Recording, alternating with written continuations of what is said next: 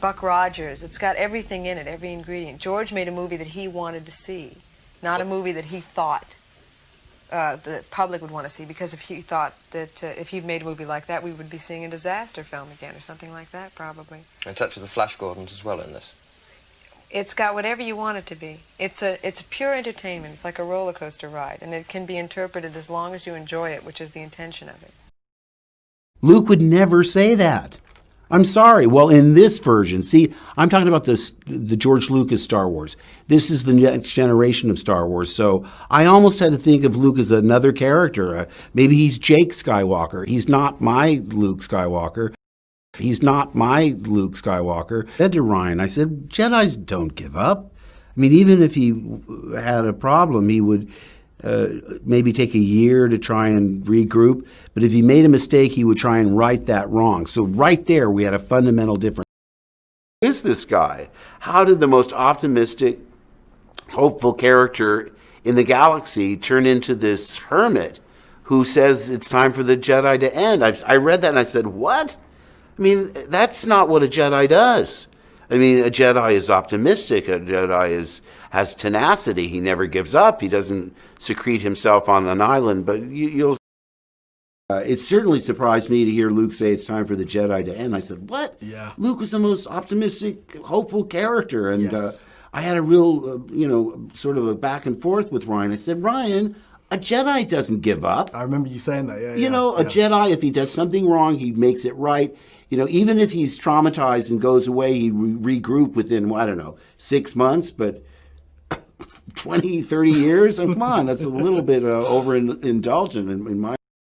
Something that George initially set out to do was a kind of 3-act saga with these 3 trilogies, and I think we felt that we should honor and respect that. Liar! Liar! Liar! I think that the thing that George never did was maintain the status quo. Mm-hmm. And I think that that's really important because... Fuck you, fuck you, fuck you, fuck you, fuck you, fuck you, fuck you! Well, you're assuming that I train Ray. Exactly. Sneaky. Do I? Sneaky. I know, I have to be really careful. People say, was it difficult to pick up and wield a lightsaber again? And I go...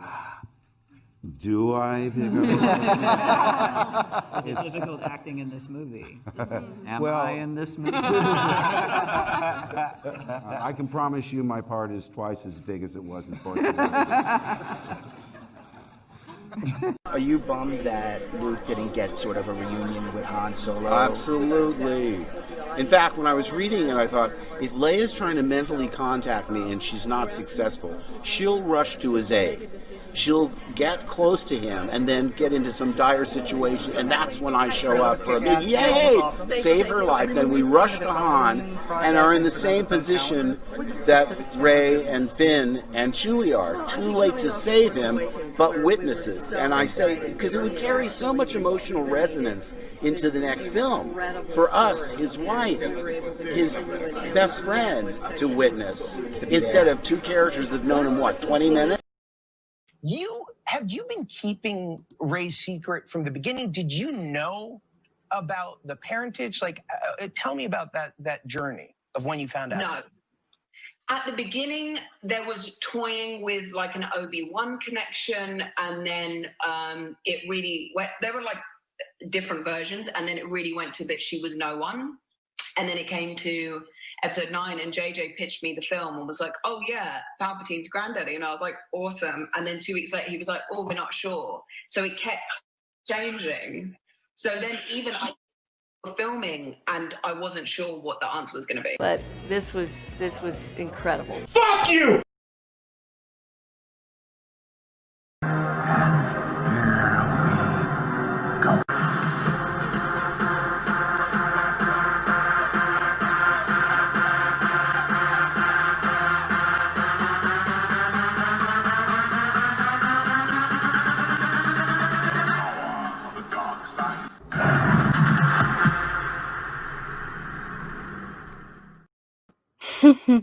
What's up, all my Ewoks, Tribbles, Droids, and Wookiees? It's Anna, also known as that Star Wars girl.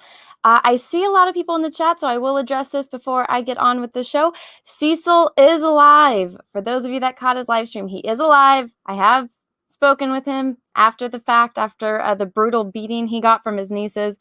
Don't worry, he's fine. And he's still sober, which I think merited, that whole incident. But anyways, everyone, welcome once again to Force Talks. So this is Force Talks episode 7. So for those of you that are new, and I know I have not done this show in almost a year, the reason why was because I was inspired to do this because of the show Inside the Actors Studio with the great James Lipton. For those of you that do not know, he did pass away recently. And so I had been following his formula, which was before he has a guest on, what he does is he watches all of their material from, the beginning of their journey to where they presently are. And obviously that takes a lot of time for guests before, I have them on. And it made me unmotivated to, keep doing that because I was very sad that, along with everything else going in the world, one of my heroes passed away. And then one day I was painting. And I usually have YouTube on, or I have an audiobook on, or some kind of TV show on while I paint and I listen to it. And so I was watching, ironically, I think it was an interview with Elon Musk. And then after it ended, I was, in the middle of painting. So I didn't get up to, change the video. And this one video started playing that was about Fatman. And it was a voice I had never heard before, saying the funniest shit about this movie I had never seen before. And I couldn't stop laughing, and it made me get up from painting, and I was like, who on earth is this person? And that person was Yeticast. And, YouTube actually did something right. So I contacted him after, and I watched a little bit more of his content, and I wanted him to know that I thought he was hilarious, and I loved his videos. And I asked him if he would be interested in coming on to do this episode. So without further ado, here is my wonderful guest. Hello, Yeticast. Hey, thanks for having me. Oh, no problem. Thank you for being here. Yeah, it's an honor. I'm excited. I'm excited to have you here. Now, before we actually get started with the real interview, I have to ask you, because I ask everyone that comes on my channel, what is your favorite color? Oh, it's like a mix between blue and red. Pick one. Different days. I'm probably going to go with red. Okay. Another one to the list. So the reason why I asked this question is because my favorite color is yellow. And nobody else that I've asked, you're the 24th person that I've asked since I started doing this, not a single person has said yellow. Red is winning. You have added another to the red team. How dare you? Yeah, I'm following the crowd. I got to break out a little bit more. Well, that's just the one to get it started. Is there anything you want to say before we get into the questions? I don't know. I'm just really happy to be here, and I'm so glad that you found my stuff funny. Because that was the best feeling to get, that knowing there was somebody that enjoyed what I was doing. It was kind of one of those first moments of oh yeah, people are actually getting me. So yeah, it was great. Like I said, I had no intention of watching Fatman because I heard the content. I was like, that sounds weird. I mean, I like Mel Gibson, but what? And then I just heard you speaking. I'm like, what on earth? Who is this guy? Why have I never heard of this channel? Yeah. Oh, that was a movie that definitely took me by surprise too. I think it's probably one of the best movies last year. Well, then do you remember how the director actually responded to both of us on Twitter? Yes. Yeah. He follows me now, and he actually watched my video too. So he was really? Yeah. I thought that was pretty neat. It's how often do you get the director commenting on the video you made? I know, that's like a once in a lifetime thing. And he didn't hate me afterwards. That's the better part. I think he got that you were, being satirical. Yeah, but you can never tell how much people take you seriously. That's true. Everything gets taken so far out of context. Oh yeah, trust me, I know. But that was cool. So I'm just going to get started because we have over 100 questions. So everyone, this is going to be a little bit of a longer stream. The way I'm going to handle super chats is I'm going to save a majority of them for the end. Also, I would prefer it if you directed the super chats towards Yeti instead of myself. So if there's anything you want to ask him and you want to do it through a super chat, direct the questions towards him, not to myself, because this stream is about, asking him questions. But if you do have a super chat that comes in that has to do with the question I've asked him, I'll try to read it as it comes in so it's still on topic. Oh, and I think this is one of your friends, right? Latino Yes. Slant. Hello. Thank you for the super chat. Hail, Anna. Yeticast is the man or beast. A little bit of both. I do a show with him every Saturday where we go over really bad movies, and it's turned into just a fantastic discussion. Watch 3 movies that are just the worst things that you can come across, and I don't know, it's a lot of fun. What was the last one you covered? The last one was The Fanatic, Jiu-Jitsu, and Angry Red Planets. And we had Tom from Midnight's Edge on there, and Final Death Star. Well, I have never heard of that movie, and there's probably a good reason why. Yes. Oh, they are glorious. It all started because we watched, The Legion with Mickey Rourke. And, oh my God, I don't even know if I can fully explain the genius behind this thing. Because you have Mickey Rourke, and it's supposed to be about Legionnaires, so it's like 200 AD. And he's got on these giant French tip nails and these thick fake eyelashes. What? And oh God. And he spends the entire movie talking to a statue. I believe it's like a statue of Nero or something like that. And oh my God. It's glorious. He wears an eye patch. And halfway through, he ends up taking off the eye patch, so it means nothing. And you see both his eyes, and it's that they're all the same. Sorry, they're not injured. Well, it's not like a mutant situation or a parallel universe thing. No, nothing like that. It's you have to see it. Yeah, we scarred Culture Casino with that one. Oh my. Well, that sounds interesting. We'll have to talk a little bit more, and I think there's going to be questions that come up. Oh, yeah. So, you listed that topic again. Let me read some of the super chats that came in before the stream started. Mandatory Carrie, thank you for the super chat. I'll be working then, but hashtag keep fighting. Well, thank you. And then Russell Hall, thank you for 2 super chats. Do we have kill confirmation on Cecil? Cecil is alive. He's doing as best as he can, but remember, he is sober, so sober Cecil is worse Cecil. And then the next one again from Russell Hall, is Cecil at least hurt very, very badly? Say yes. I don't know the answer to that. I mean, he was well enough to message me on Twitter. And then we have one. Yeah, but was it forced? Oh, was he coerced into sending the message? Oh, that's true. Yeah. I don't think so. Because I told him it was that I got joy out of watching the stream, and then he responded to that. So I think he's very pleased with everyone's reaction. Drunk 3PO, hey, what's up, dude? Thank you for the super chat. Hey, Anna. Hey, Yeticast. Yeticast has such an underrated channel. Thank you, Anna, for putting him in the spotlight. Oh, well, thank you. And yes, everyone, if my mods, I have all of Yeticast's links in the description of this video. So if anyone wants to go check out his channel, which at the end we will take a minute to shill. But this entire stream, you're going to be learning about his channel and his content. So if you want links to all of that, his Twitter, his Subscribe Star, his YouTube channel, his Teespring, and what was the last one? There's another one on there. Probably Minds. Yes, Minds. Everything else that you, wherever you want to find Yeti, that he's available to be found is in the description of this video. And then I think I got a couple more that I can get to before I start asking you the questions. I think people are, trying to, put it off before the inevitable.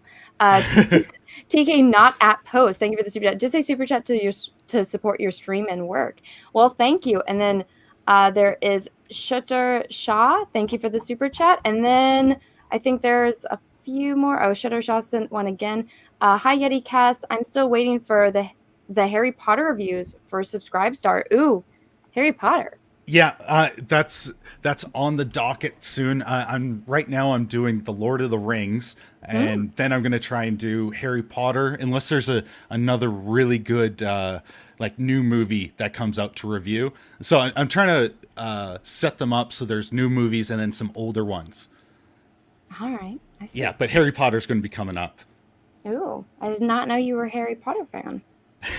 We'll see how much of a fan you think I am after the review or after the videos. So you're not a fan then. Oh no, I do enjoy it. And then enter the unfamiliar. This is actually my first question on my list, so this is going to be a great lead in. So Yeti, how did you come up with your name? And then to parallel my question, the first question on the list, what is the origin of your name or character? Well, basically, I'm tall, big, and I eat like a monster, so a Yeti just seemed to fit. And I live up north. Oh, there you go. Do you live in the woods and you're covered in fur and you yeah. you terrorize campers? Oh, always. They've got the best food. So there's the answer to that. Is there any other reason behind that, or is it just just because I'm from up north, and I kind of like these. I like all those UFO stories and the Yeti things. I find them entertaining, and it just, I don't know, it just struck me that because I'm pretty tall and I'm up north, that it just fit really well. You didn't want to go with Sasquatch? You thought Yeti was better? Yeah, I thought it flowed out a little bit better. Well, that's a great answer. Interesting. What inspired you to start making content? Well, that was just kind of wanting to make people laugh. It was, I had this weird journey where I ended up starting off doing a completely different channel. And I started off trying to do the same thing that kind of Nerdrotic and Heel versus Babyface and yourself do, where you cover some pop culture news and things like that. And when I first saw them, like, okay, they just turn on a camera and rant for a couple minutes. I can do that. And oh my God, I was so wrong.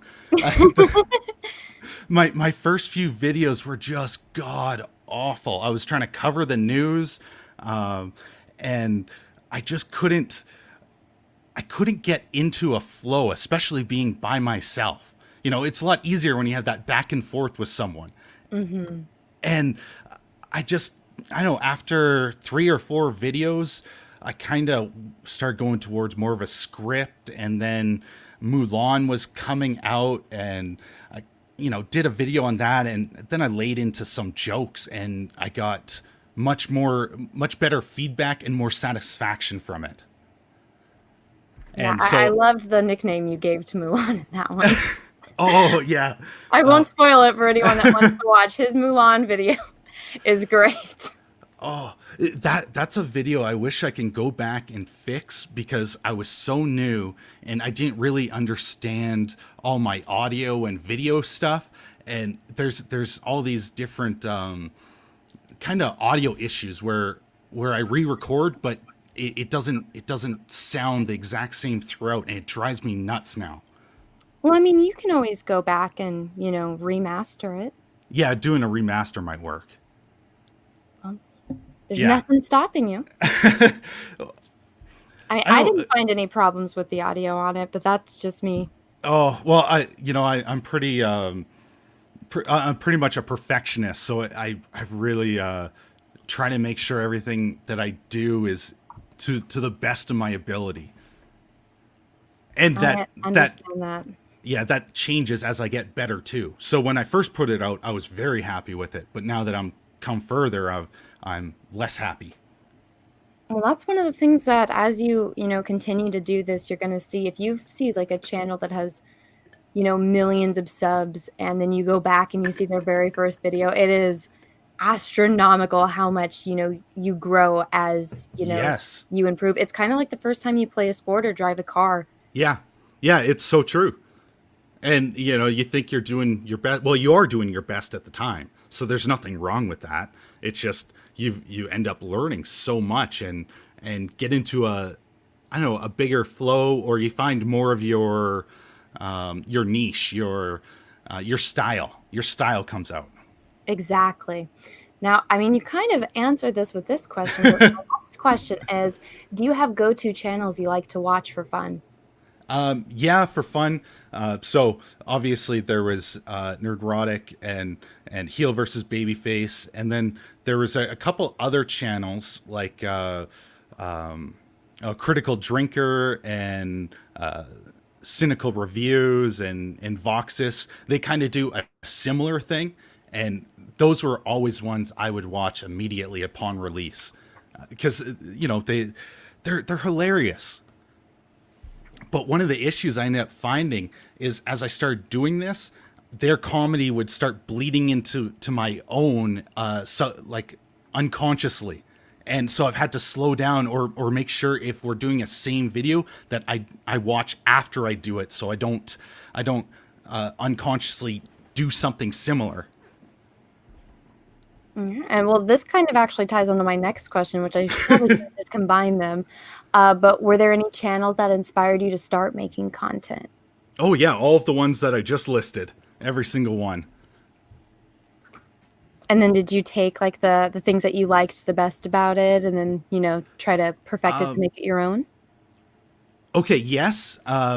So I ended up, I think I copied the style more when I first started, and as I've gone, I've really tried to bring it into my own way, because it was just, I don't know, it felt a little too similar to me, and I wanted to, I didn't want to be a clone of someone else, and it was a good way to guide my content.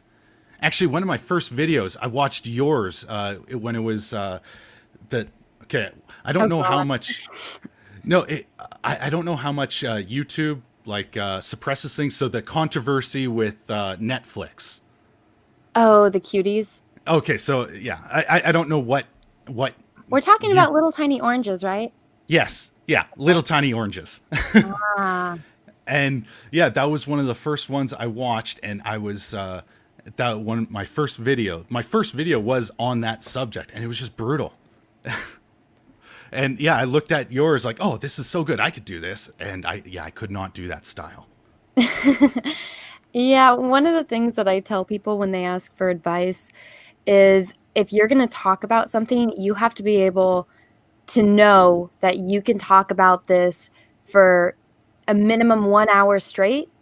And, maximum, well, preferably, you can go 10 hours straight without running out about things to talk about it when it's something that you love, and when it's something, that you're just going to turn on the camera and talk, know your points, and, have a mental plan. But also what I do is when I do my videos, I try to do it as if I'm talking and I'm trying to explain something to my friends. Yeah. Yeah, I think that probably would have been helpful because I don't have issues talking to someone, and I probably could rant. When I get on a rant, I go for a long time, as people who know me would tell you. But as soon as I tried doing the recording, everything was very slow, and I was trying to think of every word I was trying to say, and it just came off as subdued and dull. Like I got bored watching my own videos, so I'm like, I can't do this. If I can't find any enjoyment here, I don't think other people will. Yeah, totally. And so what was the first script you ever wrote? Okay, well, I did one that was, let's see, it was Star Trek Lower Decks versus the Orville, and that's when but I've deleted that one because it was not up to par. But that's kind of started going into the comedy thing, and then Mulan was full on comedy, and I started just going full into that route.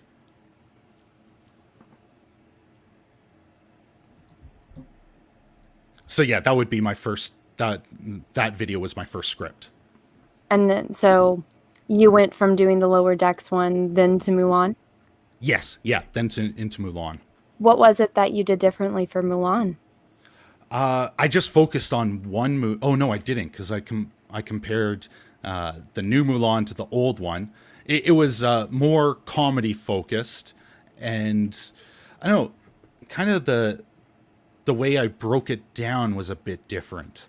Man, it's hard to tell. I think that's the best way I could answer that. I'm not sure. It's been a while since I've even watched it myself.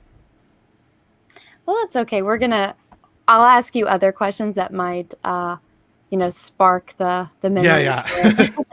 But so, what is your biggest pet peeve that you see other content creators do? Oh, God. Especially now that you started creating content. I don't know. That one's tough for me. I'll give you one of my biggest pet peeves is when people say when they're doing their videos. I try not to say it, but Yes. That's one of mine is when I hear the word or and I do it myself sometimes, but that's just one of my biggest pet peeves.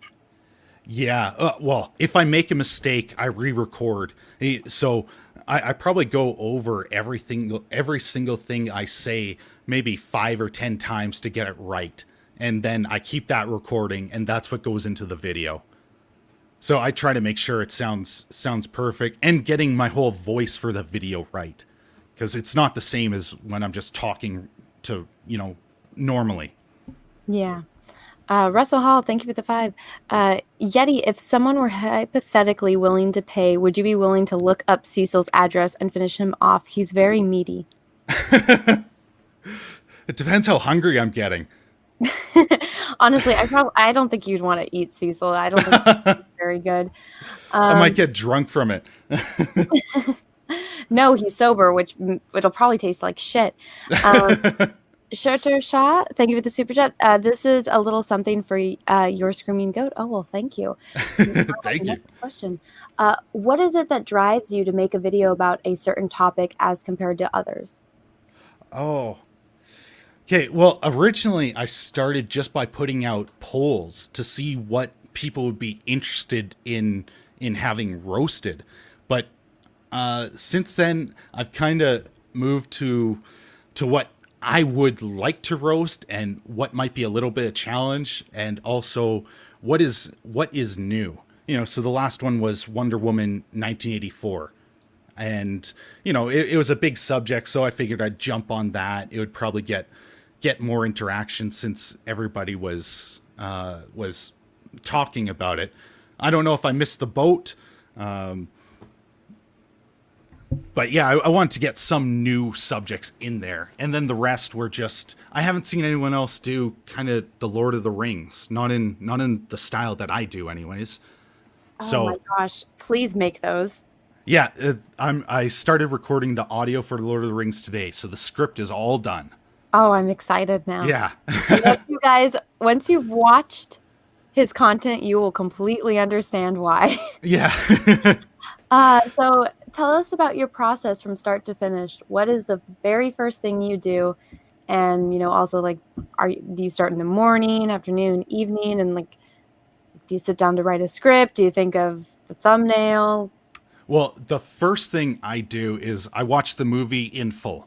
So I'm not, I don't take notes. I just watch the movie to, kind of get the feeling of how it resonates with me without that distraction of trying to think of something clever. And then I go back and I start from the beginning. I grab a notepad. I write everything by hand.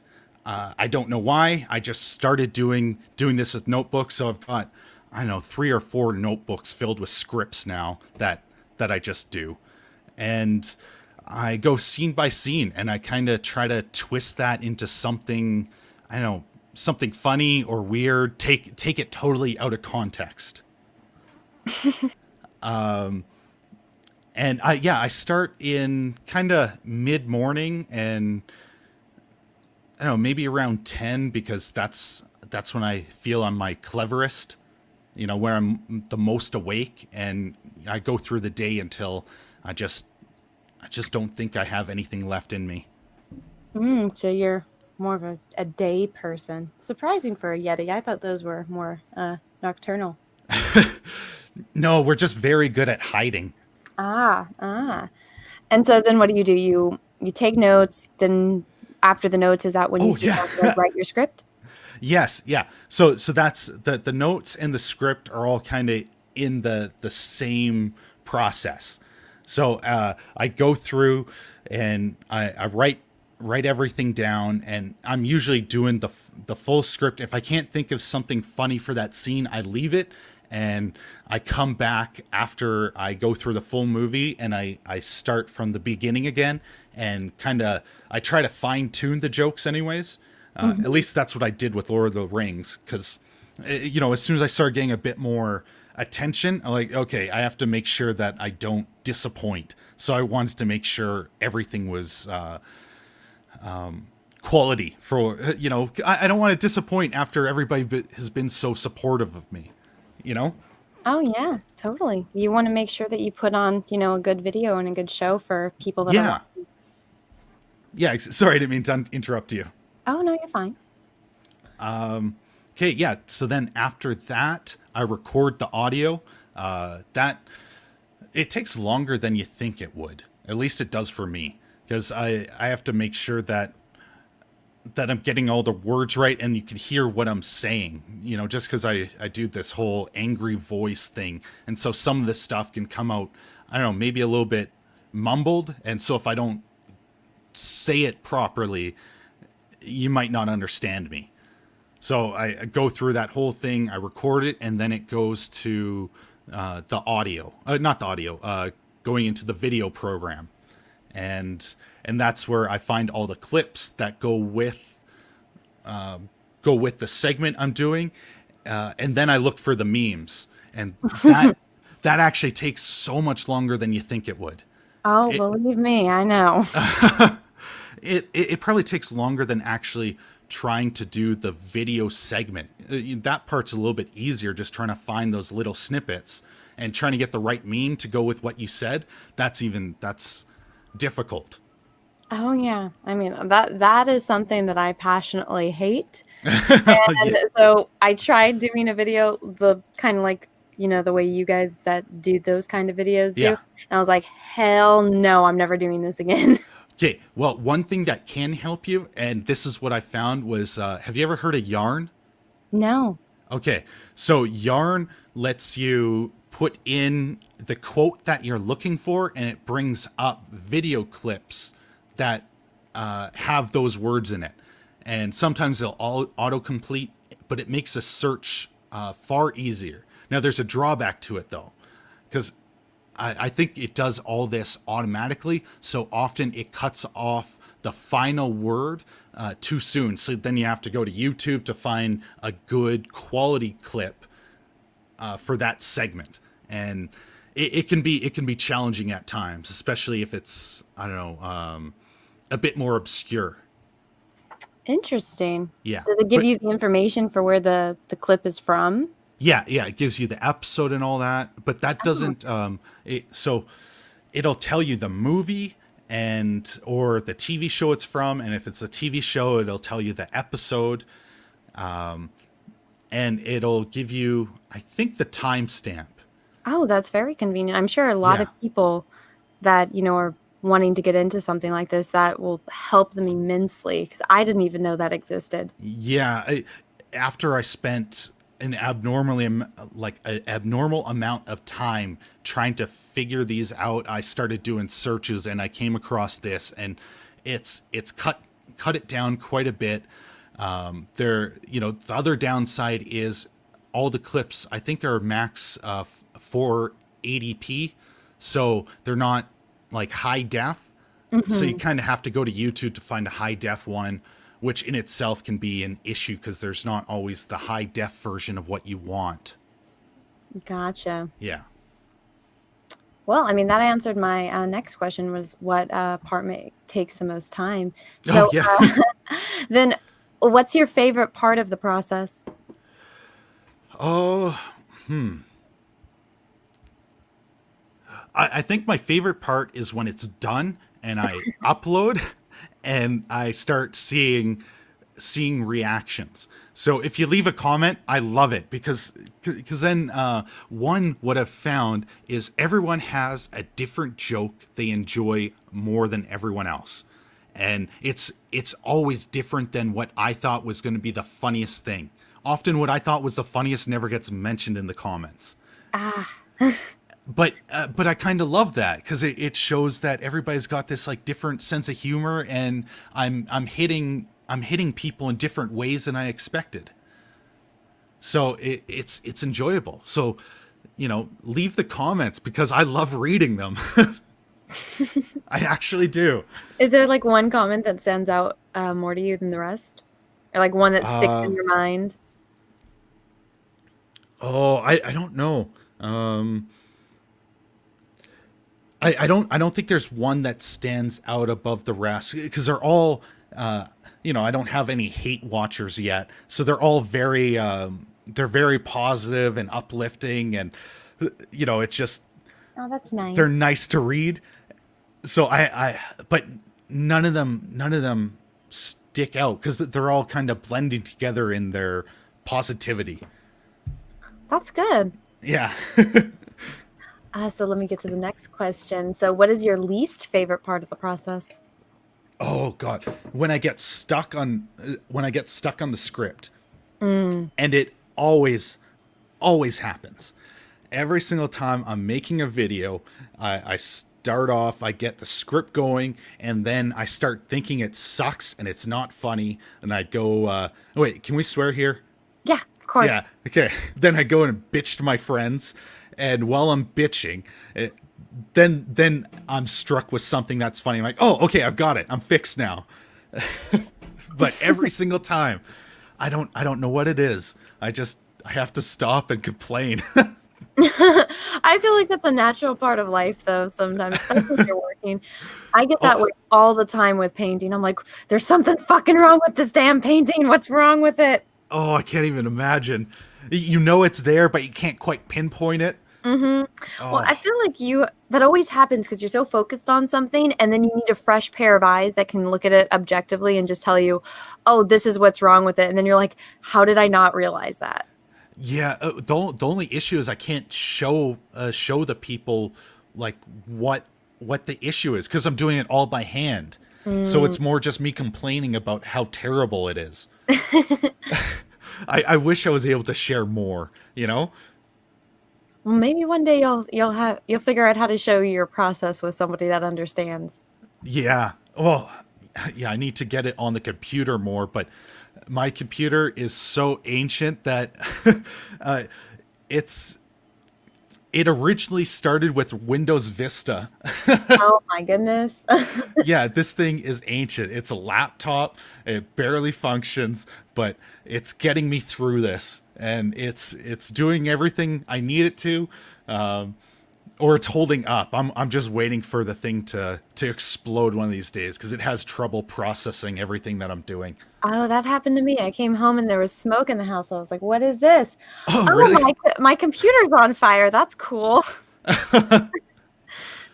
Spontaneous combustion. So what do you do when you've completed your project? Well, I guess uploading and trying to put it on. All of that's done. You've completed it completely. Probably trying to figure out what I'm going to do next. Is there some new movie that's trending, or am I going to go do something from that was older? Yeah, I noticed that you do have some movies that are new, but then you also talked about movies that have been out for a very long time. Yeah, and those were usually a bunch of those were from doing my polls, just because I put out, a list of 4 movies, and I'd let people pick, and I kind of thought, oh, this is something everybody wants to see done, so it'll get some traction. And so that's why there's some of those older movies, because people are choosing them over newer ones. Oh, I wonder why.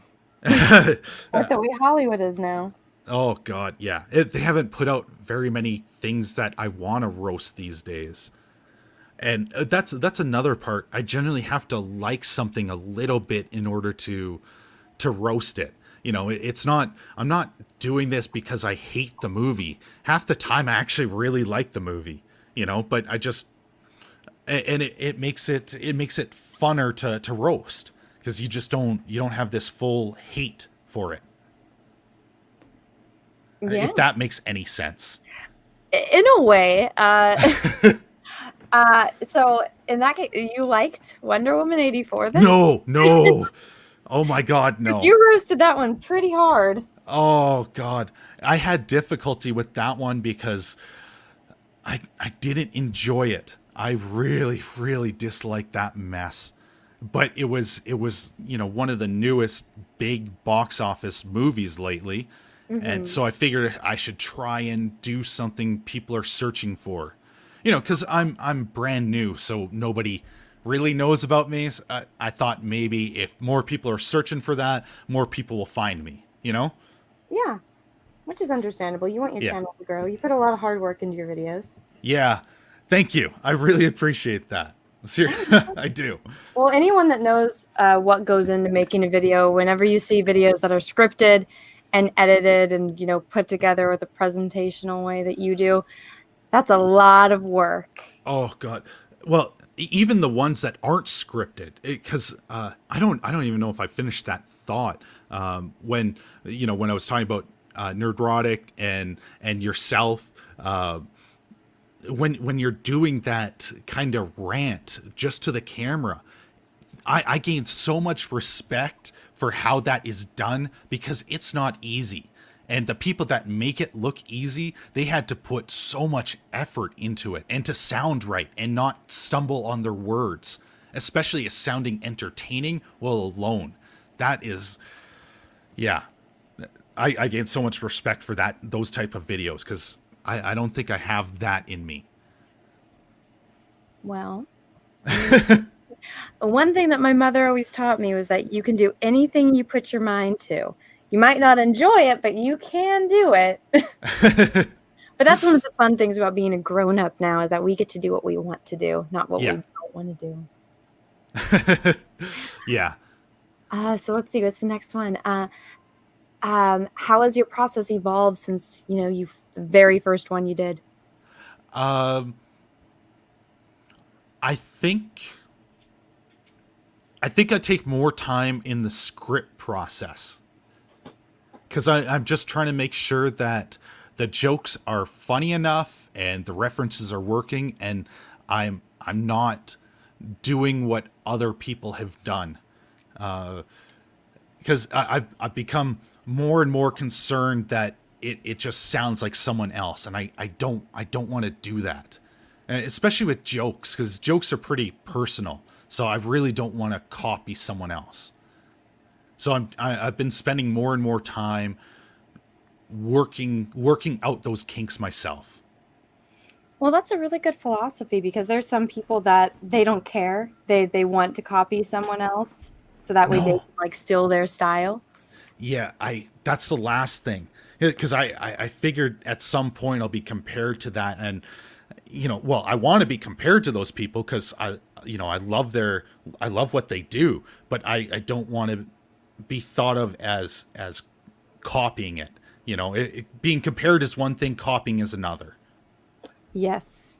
And if only people that were making Star Wars movies understood that. Oh God. You would think people Star Wars, Star Trek, people on YouTube get it. I don't know why they get it. So my next question is, do you have a different approach when critiquing movies versus TV shows? I don't know if I do, because I've only done 2 TV shows, and that was Cobra Kai and The Boys. Those were, I don't know, probably a bit more maybe difficult because you're condensing so much more into the same time frame. But I haven't tried to do it since I think some of my, I don't know, techniques or style has started evolving. Because it was far more of a review at first. I still do review, because Wonder Woman was kind of a review. I've been, I don't know, almost flip-flopping, because I'm not sure if I should keep in the review section or just kind of go full on into, I don't know, a twisted retelling of the movie. I haven't figured out which one my videos belong in. I try to think this out as I talk. Well, I mean, it'll be interesting to see your content in a year from now and how you figure that out. So far, I've been with new movies. I do more of a review side. So there's the roast, and along the way, I give good and bad about it, so you know whether or not you want to watch the movie. But when it's an older movie, I think everybody has kind of seen that. I just go into kind of making fun of it, roasting it. Yeah, and I mean, there was a little bit of a difference that I noticed, at least, between the way you went on your Fatman review versus your Wonder Woman review. It's like, I wonder which one he hated more. Fatman was one of those movies where I ended up liking it more the longer I spent working on it, because that usually doesn't happen. There was more and more details that I started to find inside, like these little nuggets that were overlooked by just watching. As soon as I started breaking it down for myself, I appreciated what the movie was doing so much more. Oh, interesting. Everybody go watch that. I love that movie. Okay, so what video did you most enjoy making, or which are you proudest of? I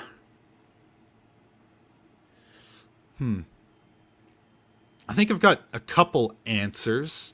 Okay. Because the first one is Fatman, because it got me noticed. So that one's always going to have a special place in my heart now. It's like, oh, that's the one people started to find. But I think my Batman and Robin one was funnier, and I think that I really enjoy making people laugh. So I like that one too. So there's kind of a tie. Interesting. Oh, go ahead. I was just going to ask you if you had one that you found was the funniest. Well, I mean, I have never seen the Friday the 13th movies, so when I watched your reviews of them, I was like, what the fuck? This happens? Because it's like being told, I'm never going to watch it because I'm the biggest scaredy cat on the face of the planet, but I was like, so that's what these movies are about? And then when you start talking about the second one, I thought your analogy for it. I was like, oh my goodness. So I thought those were funny, but honestly, you had me dying with the Mulan Frankenstein stuff. Oh yeah. There's certain things in each one of your videos that just had me cracking up. And the Wonder Woman, my favorite joke in that one was the lassoing the lightning. Oh yeah. That I was like, But oh yeah, totally your birds of prey. Everything that you said in that one, it was a life-changing experience. That was the best review I've ever seen of Birds of Prey. Such in-depth thought and analysis went into that one. And once everyone watches it, you'll know exactly what I'm talking about. Okay, yeah, I won't. I am not going to tell anyone what happens in that one then, because it makes me laugh every single time. Every single time. I just think of, and it's still my most watched video upon release. It's still, and I can't believe it. That just makes me laugh even more because it's ridiculous. It's just ridiculous. What made you think of that without giving a spoiler? Because I hated that movie so much that it's the only way I could come out and fully articulate my opinions on the subject. It's the only way I could visualize it, you know? Well, That movie took me 3 days to watch, just to watch. And yeah. So the video represents, it shows everything I want to say.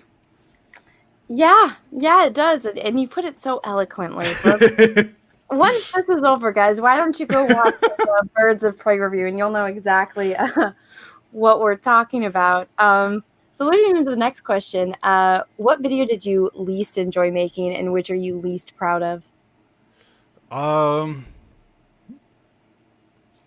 Well, Birds of Prey was the one I least enjoyed making. Yeah. That one. Oh, and I always tell people that they should watch the other ones first to like understand my sense of humor, because I think, that's also the video that I got the absolute most hate for. Is so much that there was points where people went through all my videos to give them downvotes after I uploaded that one. And that happened multiple times.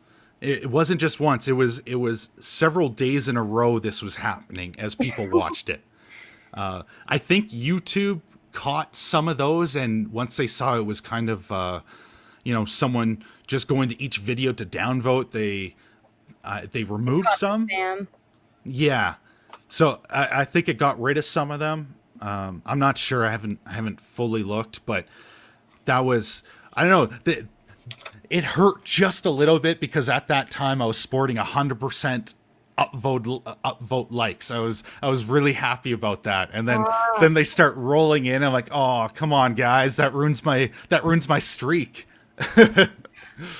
Oh, Friday the 13th. Yes, guys, I misspoke. Yeah, Nightmare on Elm. See, I've totally seen those movies.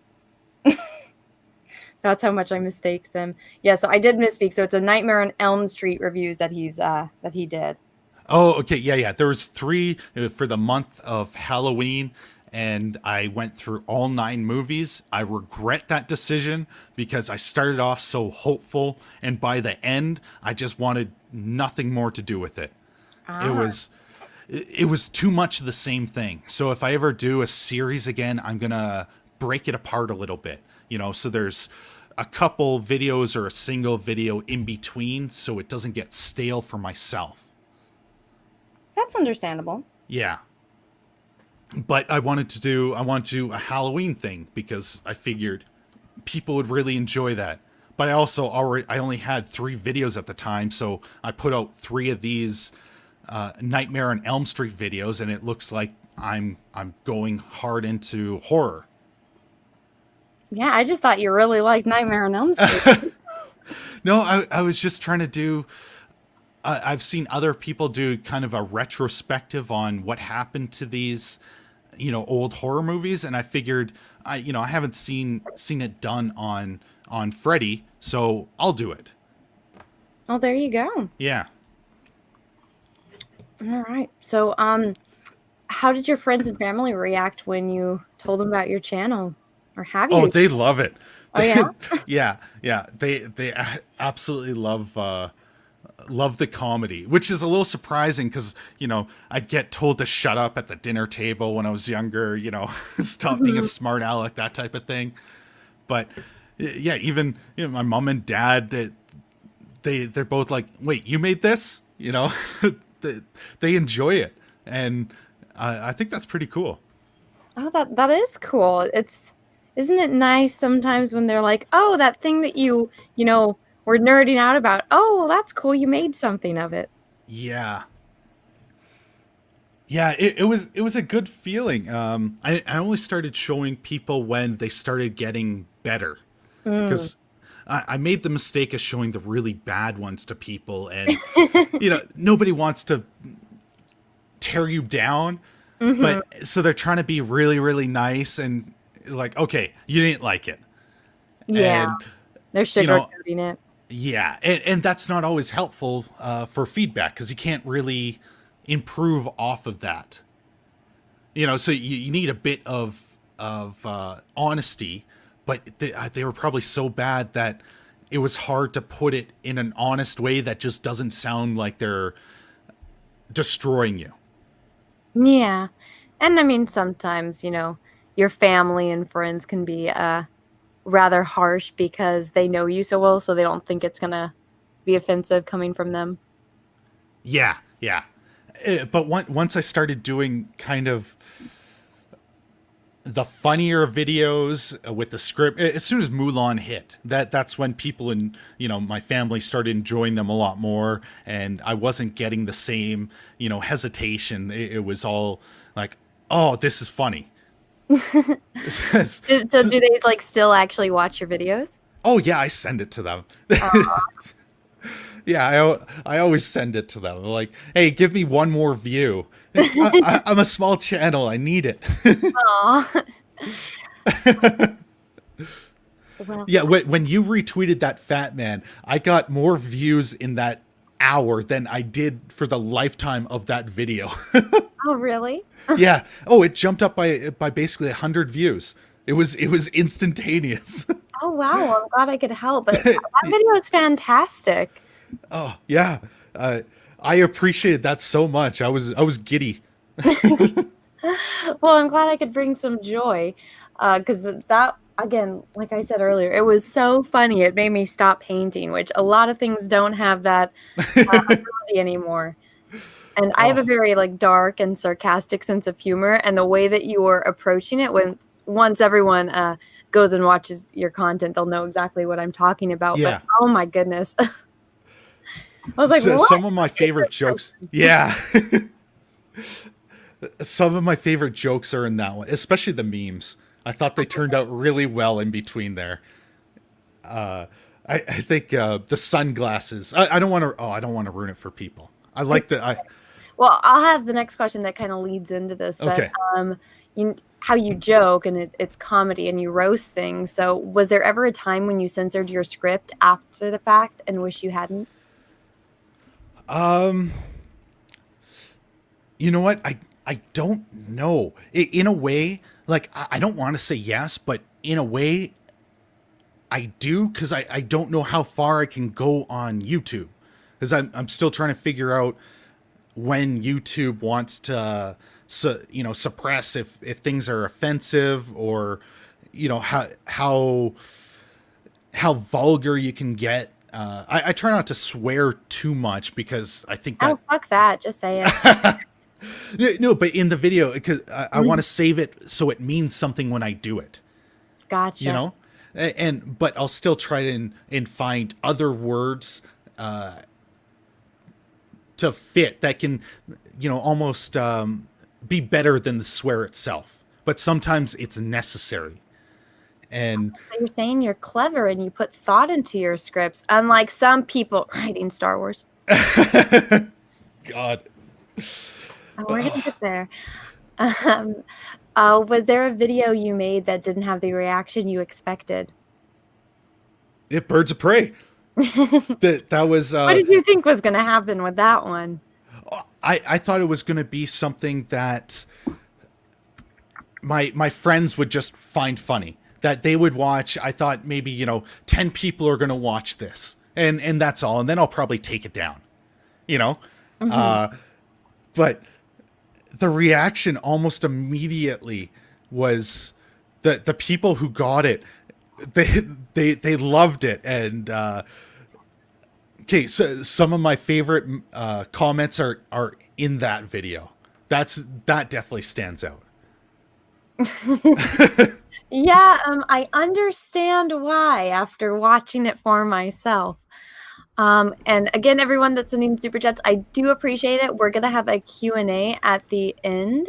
And so, again, if you could, please direct all of your super chat questions towards Yeti. If you don't, that's fine, but it's just preferable for the flow of the show. But Thank you for the super chat, Mexican Iron Man. Is this a question in here? Let me see.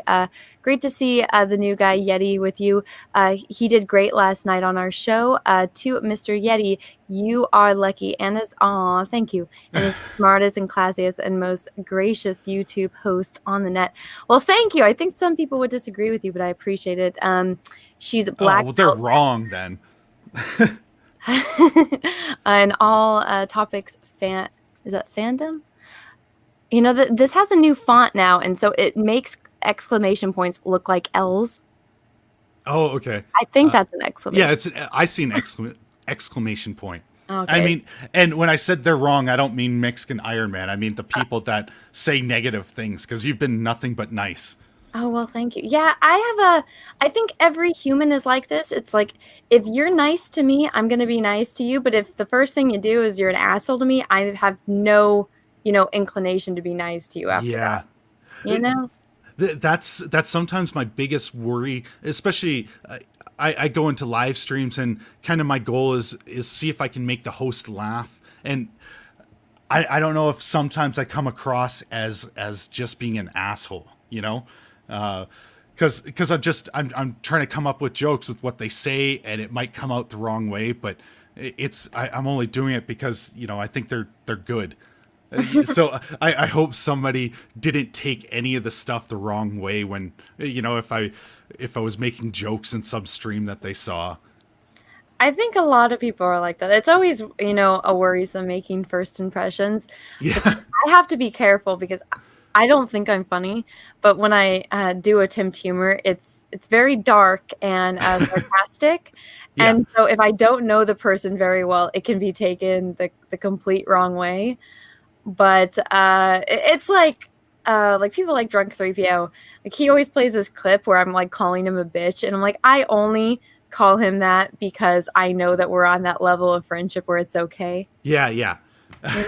And like, once you get to a chill level, then it's like, all right, I'm comfortable bringing out my sarcastic ass. Yeah, well, that's the other thing, because I'm coming in from the opposite side of you, where I've watched these people for a long time, so it's almost, you start to feel like you know their personality, and so you can make jokes because you're like, oh yeah, I know them, but they have no idea who you are.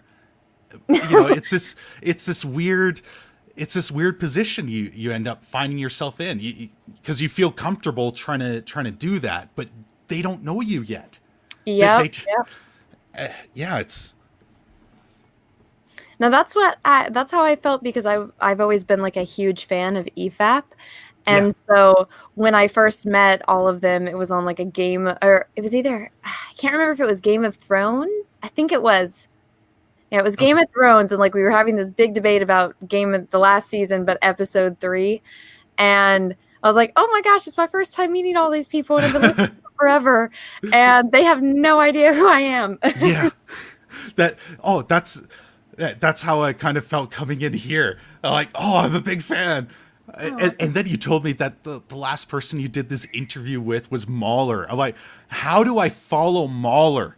Like, this is going to be the least watched live stream you do that you've ever done. Nobody knows me. Oh, no, don't even worry about that. Honestly, I do these things based on if I like a person's content and what stands out about it. Yeah. And I really liked your content, and I felt after my little hiatus that, I would come back, and I'm like, you know what?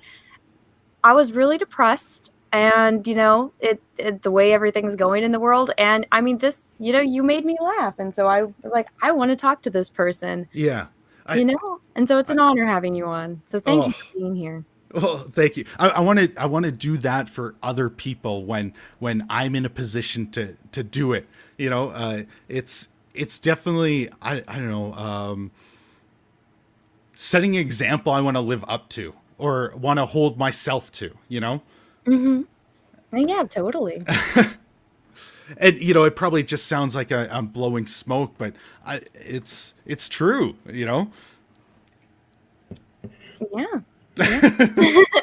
Don't worry, we're on the same page there. Okay.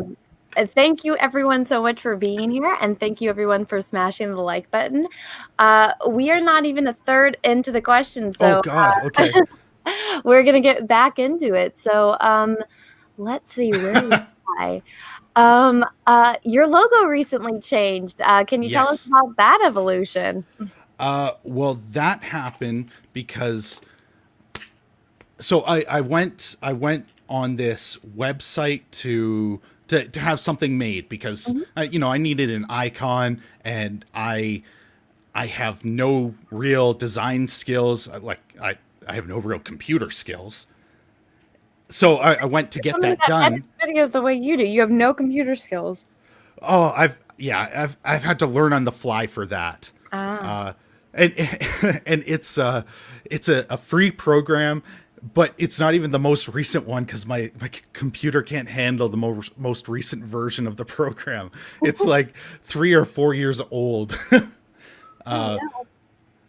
Okay. Anyway, what was I just saying? Oh, it's about your logo. Oh yeah, the logo. Yeah, I went on a site to get the whole logo done. Because I think it was the only way to differentiate yourself, and I didn't want to get claimed for just using something I found online. And one of my friends ended up pointing out that they did a search. They're trying to help me out with creating kind of a thumbnail template. And they said that they found it on another site. So that would have meant I didn't own that copyright. Because they would have bought it from someone else. And the whole thing, from going on the website is you buy it from them, you own the copyright and could do with what you want. But if they ended up getting it from another source, then I have no rights to it. So I went out to get something new, and I think this is probably better. I think I like it. Oh, well, I do like it. I'd hope so. It's the new logo. Yeah. Well, it was interesting. One day I'm like, what the heck is this? And I'm like, oh, it's the Yeti. Yeah. That was... It kind of reminded me of Jeremy from the Quarterings logo. Sorry, which one? The first or... The first one. Okay, yeah. It was a real simple design. And it came at the worst timing too, because I think I found out almost after you started sharing my video, like, oh, okay, so now people are finally finding me, and I have to go change all of this up. Oh no. Well, it's better to do it now than Yes. in a year from now. Yes, absolutely. So I got rid of all that stuff. I think I got it down from everywhere, and you can't buy that old logo now, even if you wanted it for a T-shirt. Now it's all the new stuff. But I think this probably resonates a lot better on something like that. Yeah, and I mean it's very recognizable. Yeah, and I think it makes the thumbnails better because it's kind of like the Yeti is screaming out the other side of the thumbnail. Yep, it's very marketable, which is one of the things that you want when you're on YouTube. All right, so now we're going to move on to a different type of questions. But so since you you cover a lot of movies and TV shows and stuff on your channel, so what is your favorite movie and why? Oh God, that's a hard question because there's a top list. Empire is probably well number one, but then you've got Aliens and Terminator 2. Back to the Future, Ghostbusters, like these. Oh, it's so hard to just take one.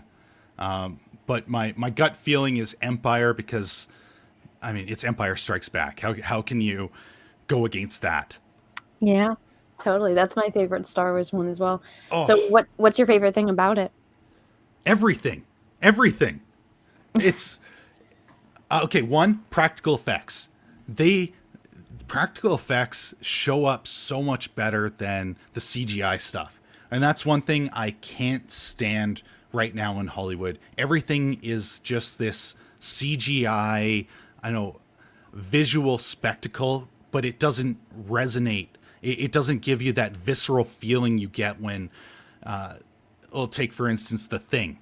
When you watch that, those practical effects, they're right by the actors. They're giving this this visceral reaction to what they're seeing, and it resonates even after the movie has become more dated.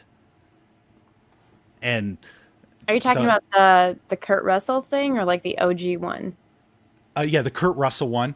But I was going to bring that back to Star Wars, because you have so much of those practical effects that stand out better than anything that's been done on, the Disney sequels. And I was so happy that The Mandalorian started bringing back practical effects, because I don't think that would have been nearly as good if they just did CGI. And I know they have that in there, but so much of it was done with practical effects, and it resonates.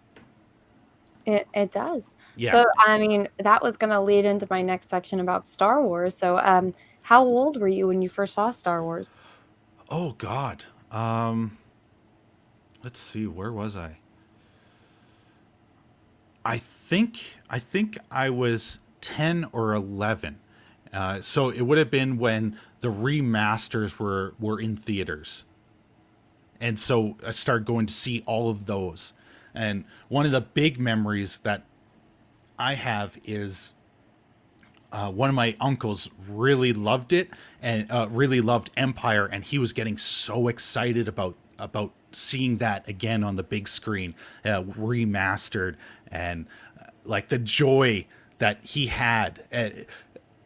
It just made me even more excited to go see it in the theater too. So yeah, so it was when all those remasters were coming out. Ah, I see. Whatever year that was, because I don't remember. I don't even want to think about that. So what was your favorite thing about it? God. Okay, I know it's such a cop-out to say everything, but it really is because the story is so well done, that the build up and the character development, that the way that they're interacting, and the motivations they're fleshed out. People all have their own personalities. It's not the story is driving the drama, and the drama isn't driving the story. You know, they make the decisions for logical reasons, and I don't know. And the first time you see Yoda, okay, that like when you see that, it's incredible. It shows you this small little guy has so much more power. Don't underestimate that. That was probably one thing when I was little and saw that for the first time, because I was small. Mm-hmm. And I don't know, when Darth Vader is revealing that he's Luke's father, like that blew me away. I'm just like, what? Yeah. So you like the story beats then? Oh, absolutely. And the effects, like the way that the universe expanded, especially compared to A New Hope. It was just, there was so much more that came out. See all the inside workings and the set pieces. It's just great. It's magical. Yeah. So which character is your favorite? Well, Luke has to be. But then there's Yoda and Boba Fett. See, these are hard questions because I love them all for different reasons, Yeah. Well, of course, you're that Star Wars girl. So. Oh, trust me, these are difficult questions even for me. I could go on, hours for each character and why I love them. Yeah. Oh, yeah. Well, they each have different reasons too. Mm-hmm. Well, I mean, maybe this next question might be a little easier for you. Which character is your least favorite? Oh. I don't know, Rey? That's not a Star Wars movie. Good point. Oh. So how about we do originals and prequels? Which one's your least out of those? Least favorite. I don't know if I have a least favorite in the trilogy. It's more like you would hate them for a good reason. You kind of hate Palpatine, but you're supposed to hate him. And so so really you love that character, but through hate from it being so good. Oh, here we go. So you're a Jar Jar fan? Oh God, okay, that's an easy pick. Okay, that answers it. Yeah. I was waiting for that one to pop into your mind, but I know you're more of an original trilogy guy. Well, I have watched the prequels a bunch of times too, but they just not nearly as many as the original trilogy. Like that one's just the benchmark. Yeah. So if you could have a force power, which one would you want? Oh.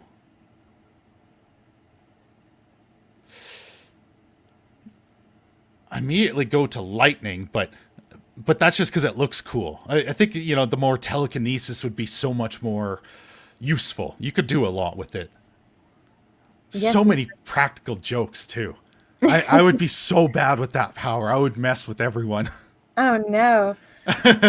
And see, I love animals, so one of the abilities that Luke is able to master in the Hand of Thrawn duology is that there are certain species that communicate through the Force.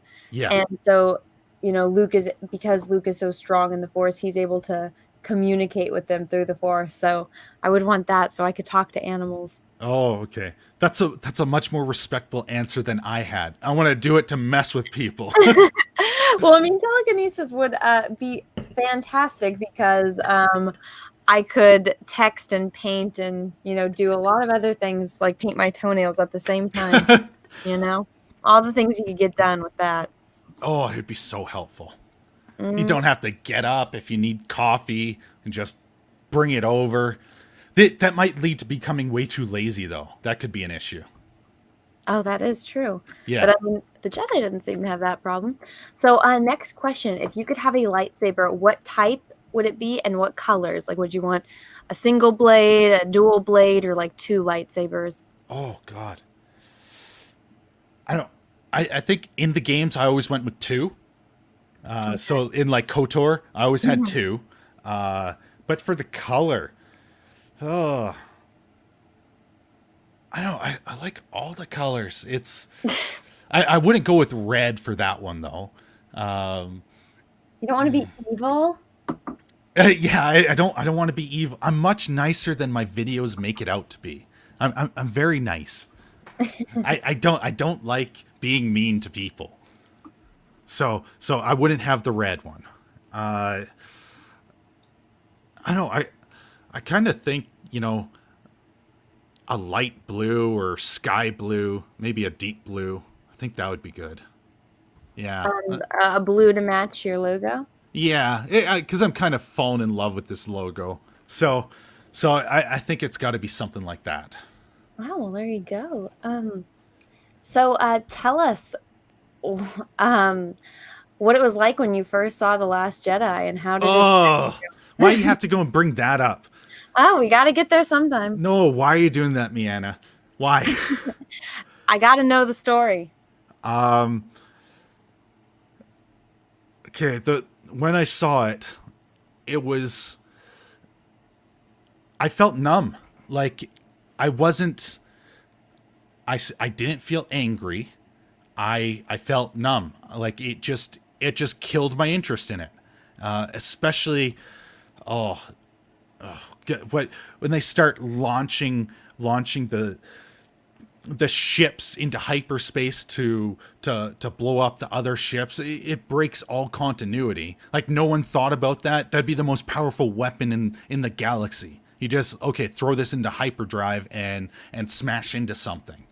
And then Leia just starting to like survive in space. When did she learn all these things? She wasn't trained like Luke.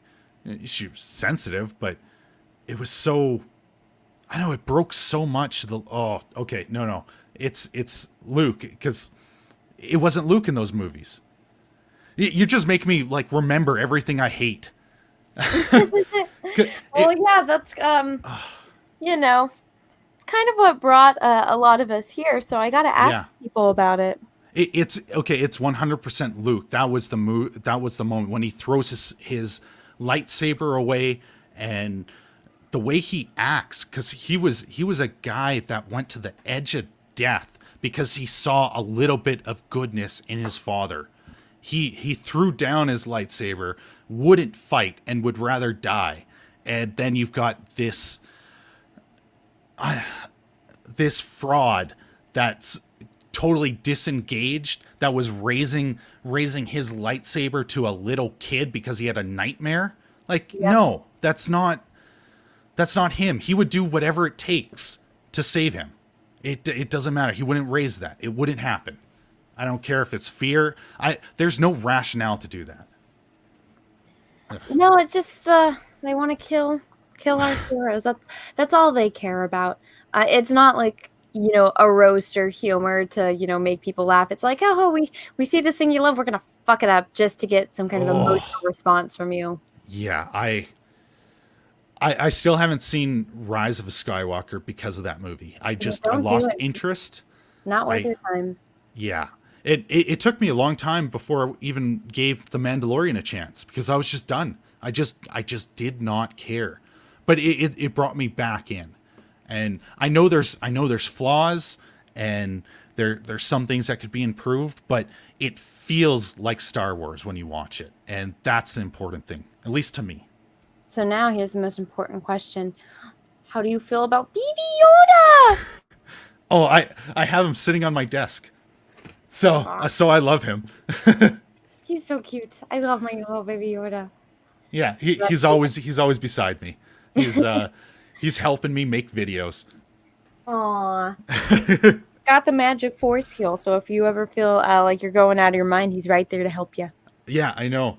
That was another thing I totally forgot to say when I'm making my. I always keep 6-leaf clovers on my computer when I'm doing this stuff.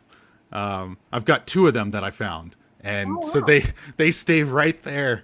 So they're with me with Baby Yoda. Aw, that's interesting. Yeah, not 4-leaf, 6-leaf. Huh. Wow, I don't think I've ever seen one of those. Yeah.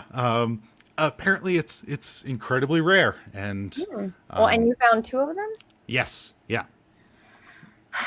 I'm starting more and more to believe that, up north is just not a real place. So, moving out of Star Wars, we're going to talk a little bit about superheroes. So, what's your favorite superhero? Batman. Which Batman? Oh, okay. Sorry, I thought you were going with what's your favorite superhero. Oh, the next question was what's your favorite superhero? So Batman then. So then, what's your favorite superhero movie? Well, probably The Dark Knight, because that one's so well done. Yeah, that's my gut instinct. Everything that jumps out, that's probably the one. So why is Batman your favorite superhero? It's his character. It's his complexity and the way he turns tragedy into motivation. He's a full-fledged character that has taken something dark to be a symbol of hope. And he is Batman. It's not Bruce Wayne isn't Batman. Batman's Bruce Wayne. Like it's just so well done. And the way that the arc between Batman and the Joker is exceptional, because you have these 2 separate sides of chaos and like order, and one too much of either is bad, and you see how that affects Batman, because it starts bringing down his own personal life, but he's doing it for a good cause. So the complexity. If my answers make sense. It's interesting to hear a person's perspective on superheroes. Yeah. So who is your favorite supervillain? Well, yeah, Joker. Yeah. For basically the same reasons that, I was just saying, because he's an embodiment of chaos, and it's not even just he wants to kill Batman. He just wants to throw a wrench in everything. Yeah. So I'm guessing, based on the fact that you like Batman and the Joker, I'm betting that you absolutely loved Gotham High. Oh, Like that must have been a must read for you, wasn't it? I mean, since you're a Batman and a Joker fan, I'm assuming that was totally made for you, right? I think I gotta leave. I'll get myself canceled with these questions. Oh, don't worry. I mean, I get canceled. It's a strange day on Twitter when I'm not getting canceled. Okay. Okay.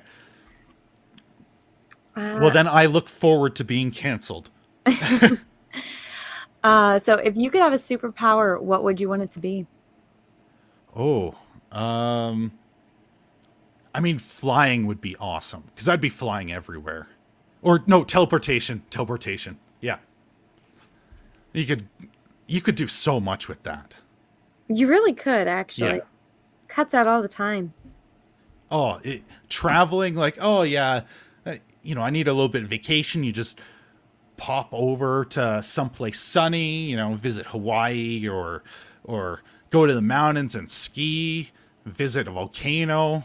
It would just be very interesting to see a Yeti at a volcano.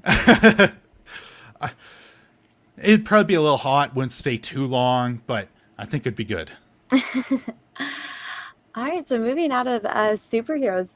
Now, when I did these questions, I was under the false assumption that you were like the biggest horror fan ever since you did those 3 Nightmare on Elm Streets. And, since your channel is still new, that was, I was like, oh, wow, he did 3 videos on this. He must like this stuff. So I guess I can try to narrow this down. But so what is your favorite horror movie?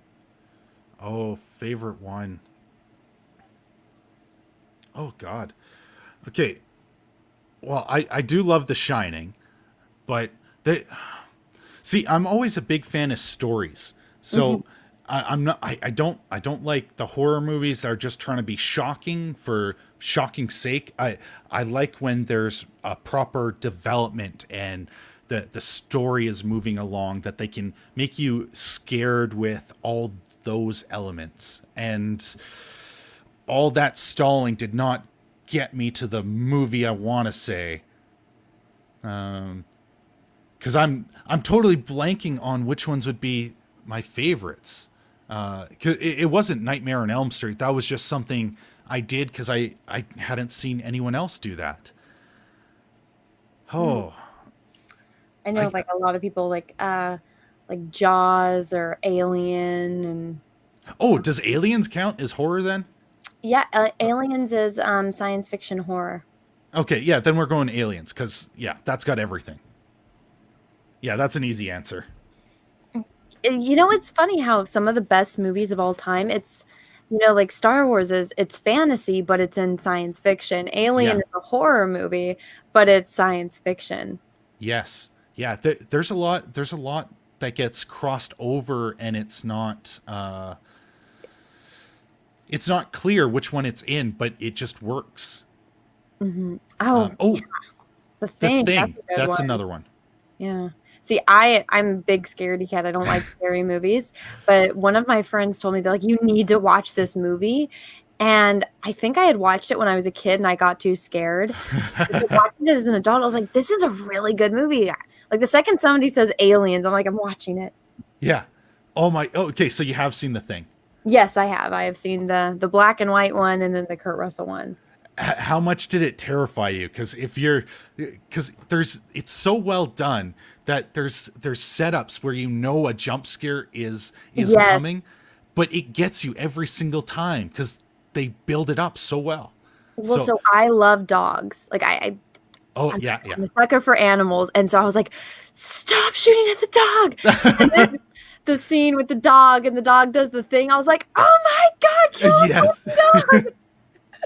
I was like, oh my God, the other dogs, no. Yes. I don't know if you do this, but when I'm watching a movie, I'm constantly trying to figure it out. And I get pleasure out of figuring out the plot of a movie before the plot is revealed or this is revealed. And so the scene where, Kurt Russell's like, fuck this. He's like, everyone get in a room. I'm tying all of you up and I'm going to cut you. Yes. And so that scene, I'm like, who the fuck is it? Because everyone in the room knows that one of them is like the Thing.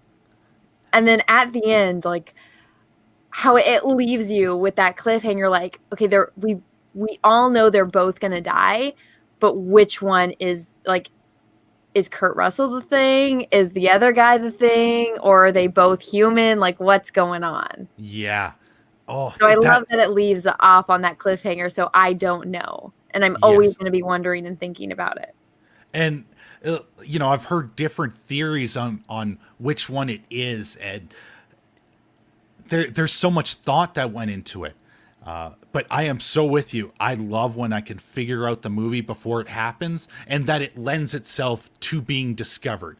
There's small things that if you're paying attention, you can put this together. It's not obvious, and it's just a great feeling when that comes together. Yeah. Well, and I think that's one of the reasons, like, I feel like people, they get a satisfaction because everyone likes being right. I don't know a single person that's like, oh, I love it when I'm wrong. And so when you're watching a movie and you figure it out, and you get those endorphins from, oh my God, I figured out the movie and it was it was what I thought, and I'm happy because it's, what I thought. And then sometimes it's like you can accurately subvert people's expectations by going above and beyond and making it even better than what a person thought. Yes. Or you could do what Ryan Johnson did and just fuck everything up. And it's like, well, that's not how you subvert expectations correctly. But I mean, even when you watch Star Wars, you know what's going to happen at the end of Return of the Jedi because of what happened in Empire Strikes Back. Darth Vader tells Luke, hey, yo, you're my kid, and let's rule the galaxy together, all off the Emperor right now, and like, join me, let's go do this shit. And so when Luke's talking to Vader, he's like, I know you're my father. And, Vader says, it's too late for me, son. The first time, Anakin actually speaks to, us again.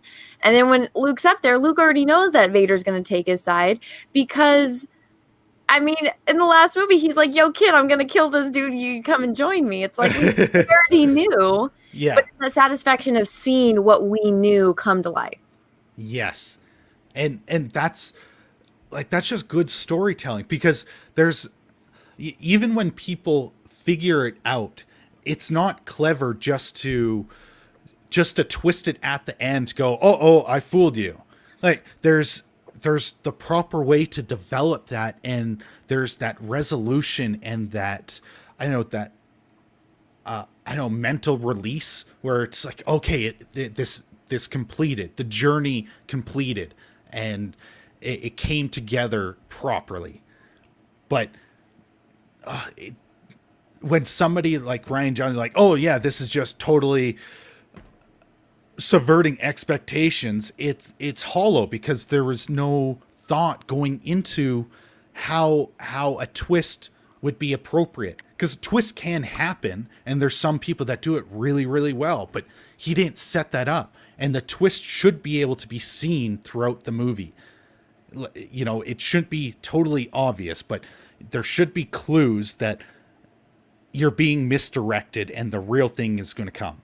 Yeah, if that makes sense. There's movies that I hate, like I hate Fight Club.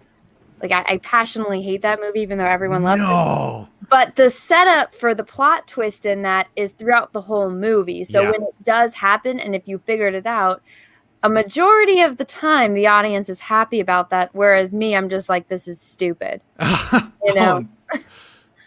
man, I hate that. And then in 7, like, I don't think anyone expected the box thing to happen at the end. No one expected. Yeah, that's a great movie moment. But so, I mean, there's a way to like set it up, but then it's like you also, okay, well, we know, okay, they got the bad guy, but then there's this extra little thing that just takes it over the top. Yes. And I just like stuff like in 7 or in Fight Club, even though if I don't personally like those movies, it's like that's one of the times, the best example that I can use. Yeah. But, it's good that you can see that, like, this was well done, even though I don't like this movie. It was done properly. That's a lot of people, if they don't like it, they give it no value.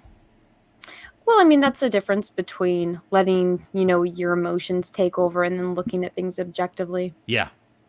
Yeah, very, very true. All right. So a lot of my questions were like horror film related. you liked horror movies. But so I'm just going to skip some of these, and we're going to get onto the next section. So how do you approach critiquing when you personally have a nostalgia or a bias for a film? I don't know. I think I try to twist it into what would be the funniest thing. And there's almost a sick enjoyment out of doing it to something I like. You know, it's because I'm doing that with Lord of the Rings. And going into it, I was kind of worried that I was just going to piss off a whole lot of Lord of the Rings fans. But I kept going because, well, I love it. And if you can't see that I actually like these movies, I don't know what else to do. It comes from a place that you can make fun of things that you enjoy. And so I don't know. I just try to look at it the same way I would look at any film. What's the worst way to look at this possible scene that I could get out of it? You know? Mm-hmm. I don't know if I just answered your question. No, I think it works for what kind of videos you make. Yeah. You know?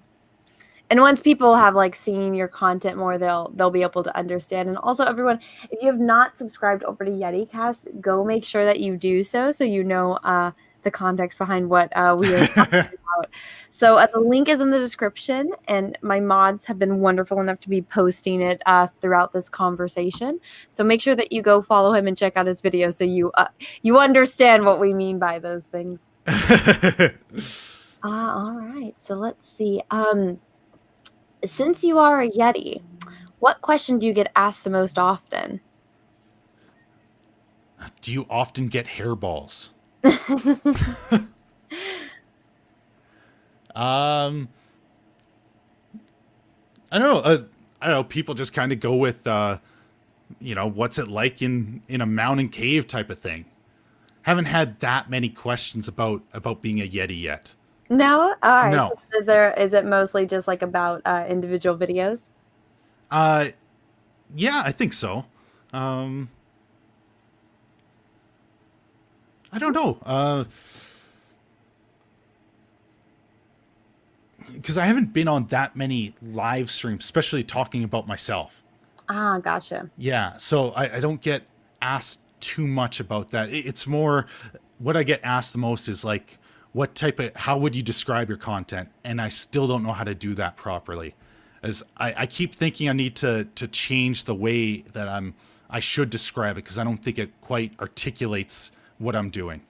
You know, just saying roast, I don't know if that fully works, because I'm starting to lean towards like twisted synopsis or twisted retelling, or I don't know. I would say critical satire. Yeah. Okay, well, I'll write that down. Well, some of them, it's more of like a breakdown. Yeah. But, I mean, yeah, a roast is a good way to describe certain ones. But I think for the ones you like, I would say critical satire. And the ones that you don't like, it's a full-on roast. Yeah. Yeah, see, that's a hard issue of trying to put them under one umbrella term.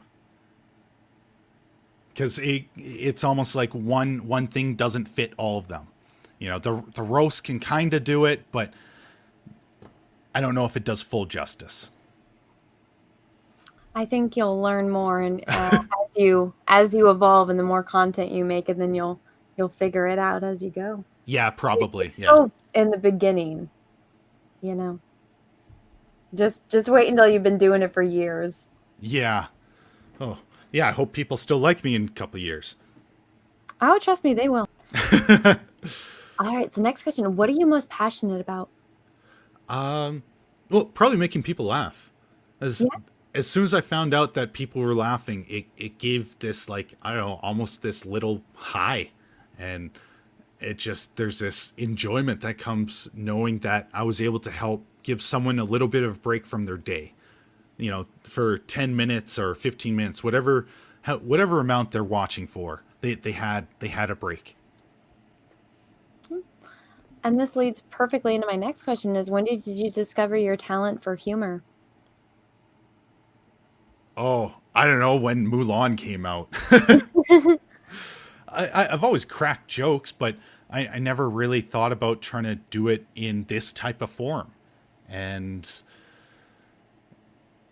once people were enjoying, that's, I don't know, probably when I did. Although I'm not even sure I fully believe it yet. This all feels so surreal. It's like I'm gonna wake up in a couple minutes and it was a dream. So what has being a content creator taught you about yourself? I don't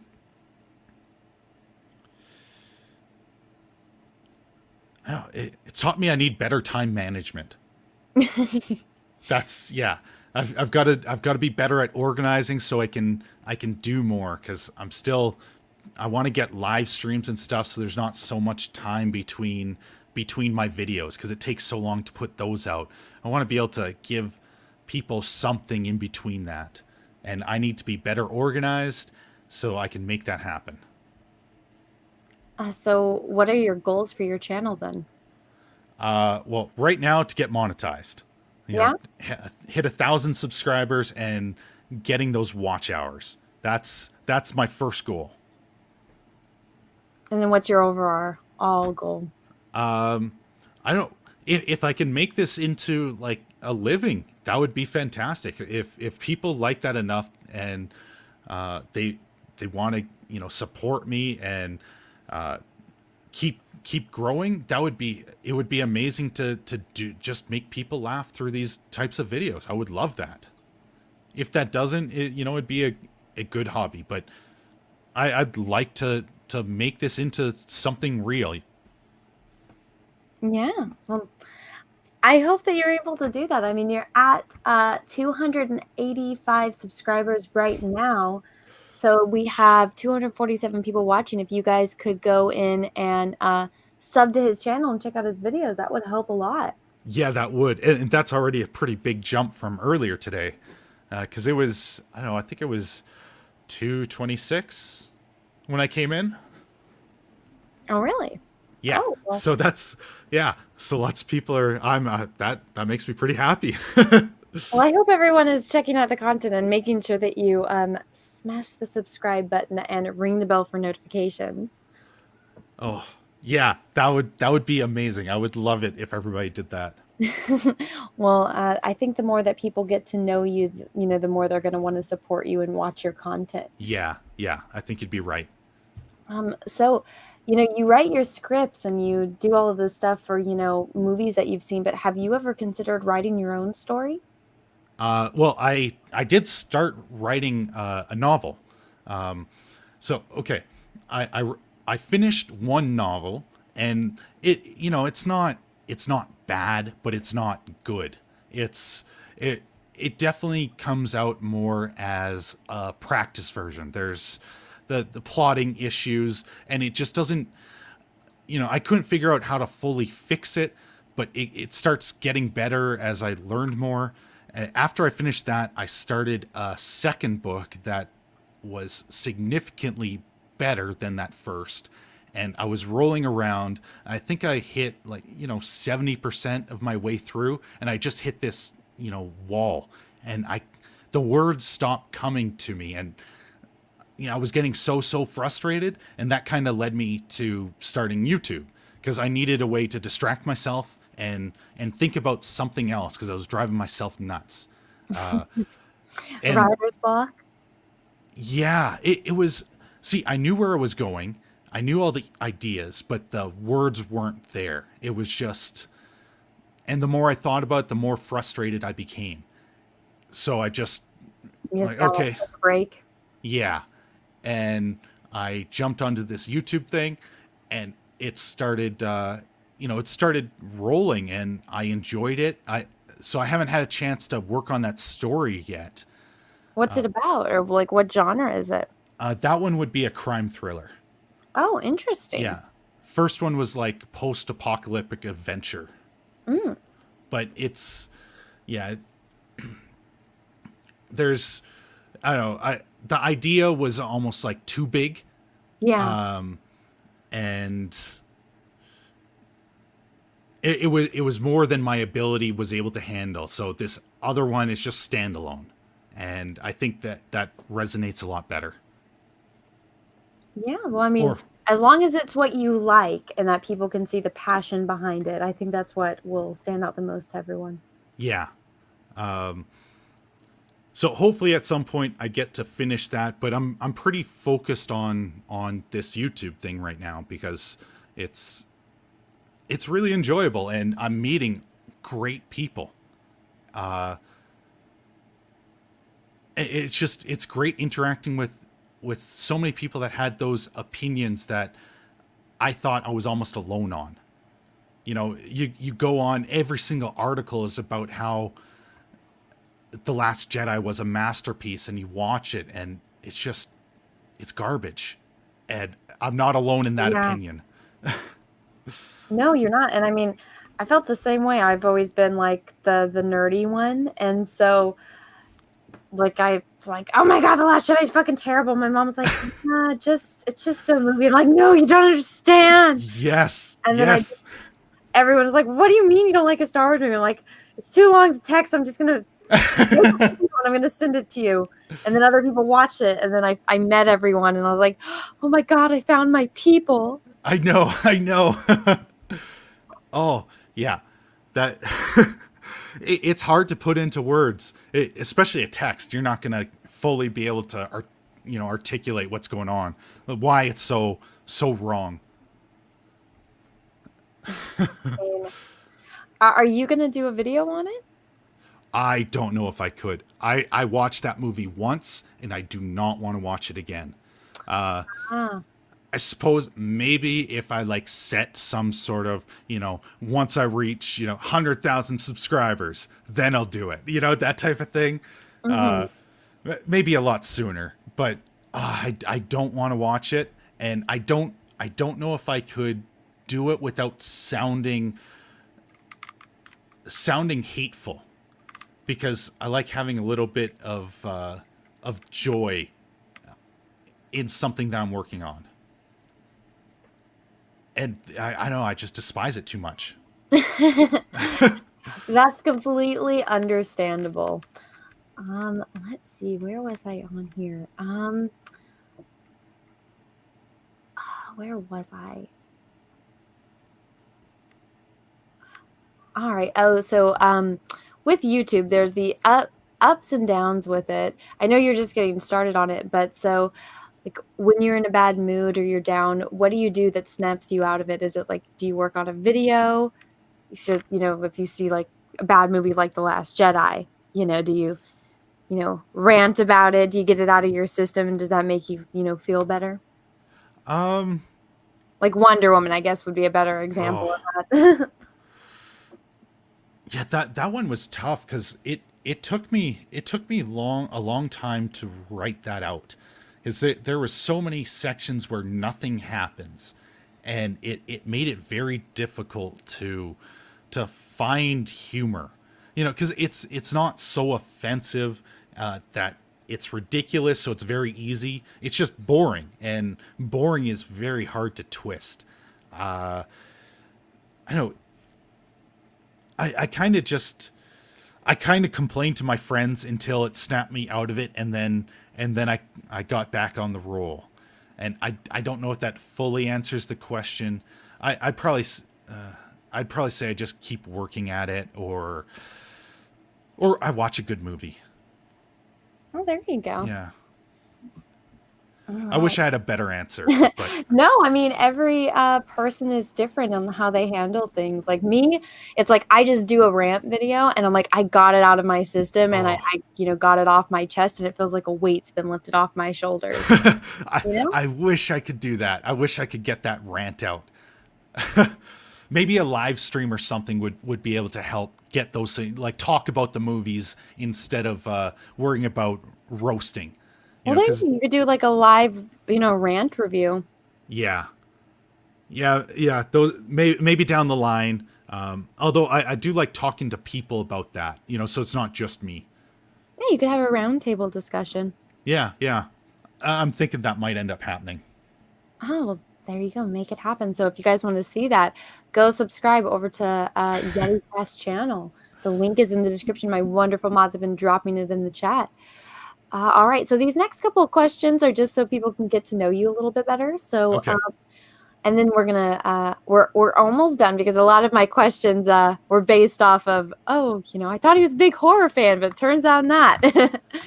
Well, if they apply to regular movies, I can, because I'm just a fan of movies. That's not really. okay. So I'm gonna ask these ones, and then don't worry, these are still good questions. So, are you more of an introvert or an extrovert? Probably introvert. Yeah. Really? Yeah. I know it surprises people, but there's times I could, I don't know, sound like I'm more extrovert, especially now, but I'm just excited because all of this is happening and it doesn't feel real, but I'm far heavier on the introvert side. Jeez. Holocron Fox Library. Shush. Don't let people know the secrets.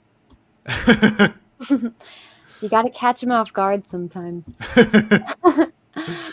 All right. So, what's your philosophy in life?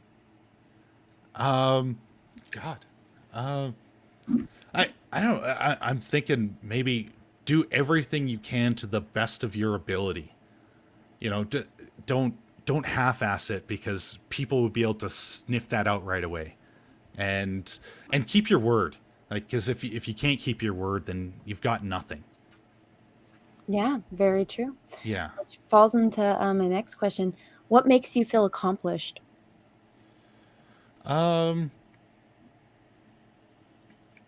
don't know, stuff like this.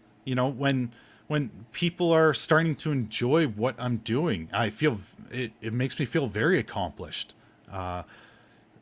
Whenever somebody is commenting and sharing it, because I didn't even know you shared it. People had to come to me and like, oh yeah, Anna just shared your video, and that was I felt so accomplished at that moment. I would have tagged you. I didn't know you had a Twitter. I know, but that's what made it even more fulfilling, because you had no idea who I was, so it's not like you were trying to do it. You just did it because you liked it, and that feeling was a rush. Well, I'm glad I could be a part of that. Yeah. It was a great video, so it was well earned. Oh, thank you. Yeah. No problem. So I think based on the introvert extrovert question, this is probably self-explanatory, but are you usually a confrontational person? No, it depends if we're talking and doing a debate, I have very, very strong opinions, and I don't really back down. I start pulling out facts from my memory and spitting those out, but I don't go out to, if somebody's saying something on Twitter, I don't go out to attack, because I don't like doing that. I want to treat people nice, even if they're saying stupid things. I'm not really, I don't enjoy drama, so I kind of stay away from that. But if we're talking, especially if we're friends, then I'm good with a confrontational debate that's in a kind spirit, if that makes sense. Yes, it does. Now, when I think of controversial or confrontational people, it's like that go out of their way to cause, confrontation with there not being anything there. So, see, I haven't. You're not like that. I can tell. Yeah, I don't want to do that. There's the very, very few times where I'll like pull out those guns. Like there was someone that. Oh, I don't even want to go into that, because it's not worth talking about anymore. Because it's not something I want to do. I'd rather be positive, and well, I'll even talk about the things I dislike, but I don't want to attack people if they disagree. Well, no, I mean, it's fine. I just had to ask because you're a Yeti, and usually Yetis are very confrontational creatures, or so I've heard from those that come back to tell the tales of encounters. So I had to ask that. So since you're a Yeti, what's one thing people always misunderstand about you? Oh, that I'm mean. That, everybody sees the video, sees the Yeti, and they just think I'm going to be so much meaner than I actually am. I'm very friendly. Oh, that's a good one. Okay, so this is a very important question. And if you answer it wrong, you're dead to me. Oh. So, do you like candy corn? I plead the fifth. You don't like candy corn, do you? No, I plead the fifth. I do not deny or agree with the statement. I neither confirm or deny. You have to pick one, yes or no. Do you like candy corn? I neither confirm or deny. Oh my this God! question. No, you're one of those people.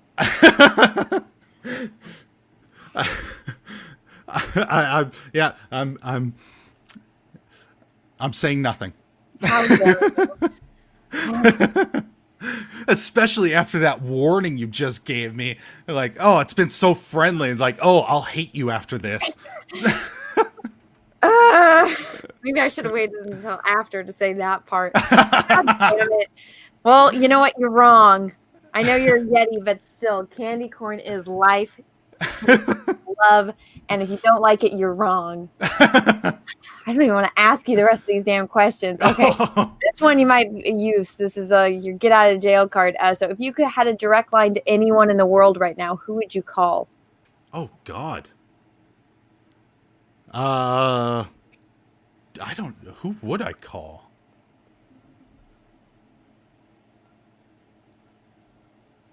I don't even know.